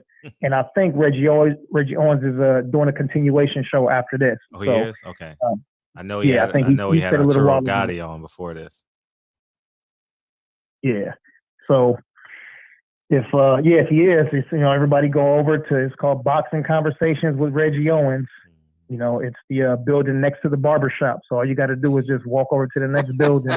And that's it. Just knock on the door, and there'll be a dude with an afro, and his name is Mr. Owens. He'll let you in. Just say the password. Password is barbershop. Yeah. Nah, you tried, nigga. I was ready, nigga. I'm ready to go next door. You know what I mean? I'm ready to go to Reggie Owens. In 12 minutes, Reggie's coming in. You know what I mean? I was ready for him, Rob. I was ready for him, dog. I was ready, real rap.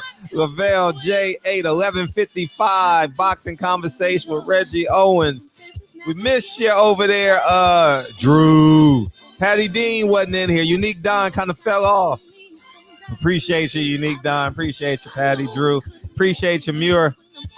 Real rap, Lavelle, Sam A, J8, Dono. Hold up, man. No, I never know. This is P Good. Philip H, welcome back. Asia Math, welcome. What's up? I got to send you that address. We got to get that address, DB. Yep. Yeah, and Andre Griffin. We can do that right now. I'll send it to you right now. Yep. I think, yeah. To play with no rehearsal.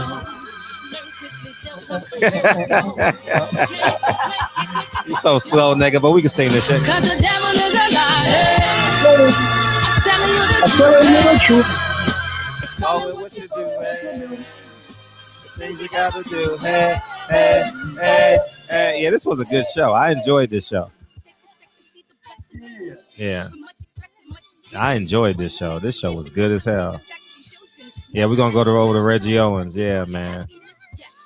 Yeah, man. He got the stripper pole in his barbershop. You know what I mean? You know, knowledge enthusiast. Yeah, it's over, baby.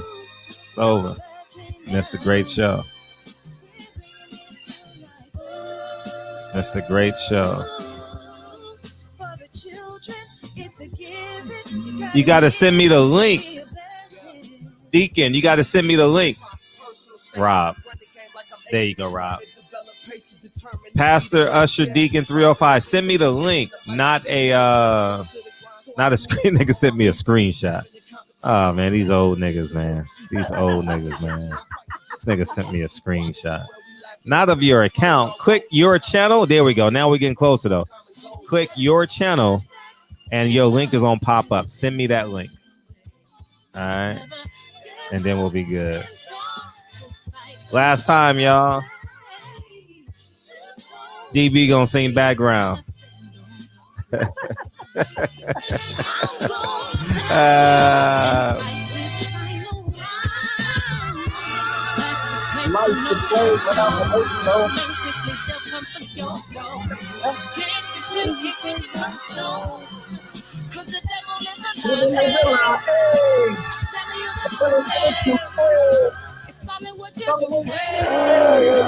Things you gotta do. Hey, hey, hey, hey, dun, dun, dun, dun, dun. Hey. Appreciate you, DB. Mañana. Appreciate you, big homie.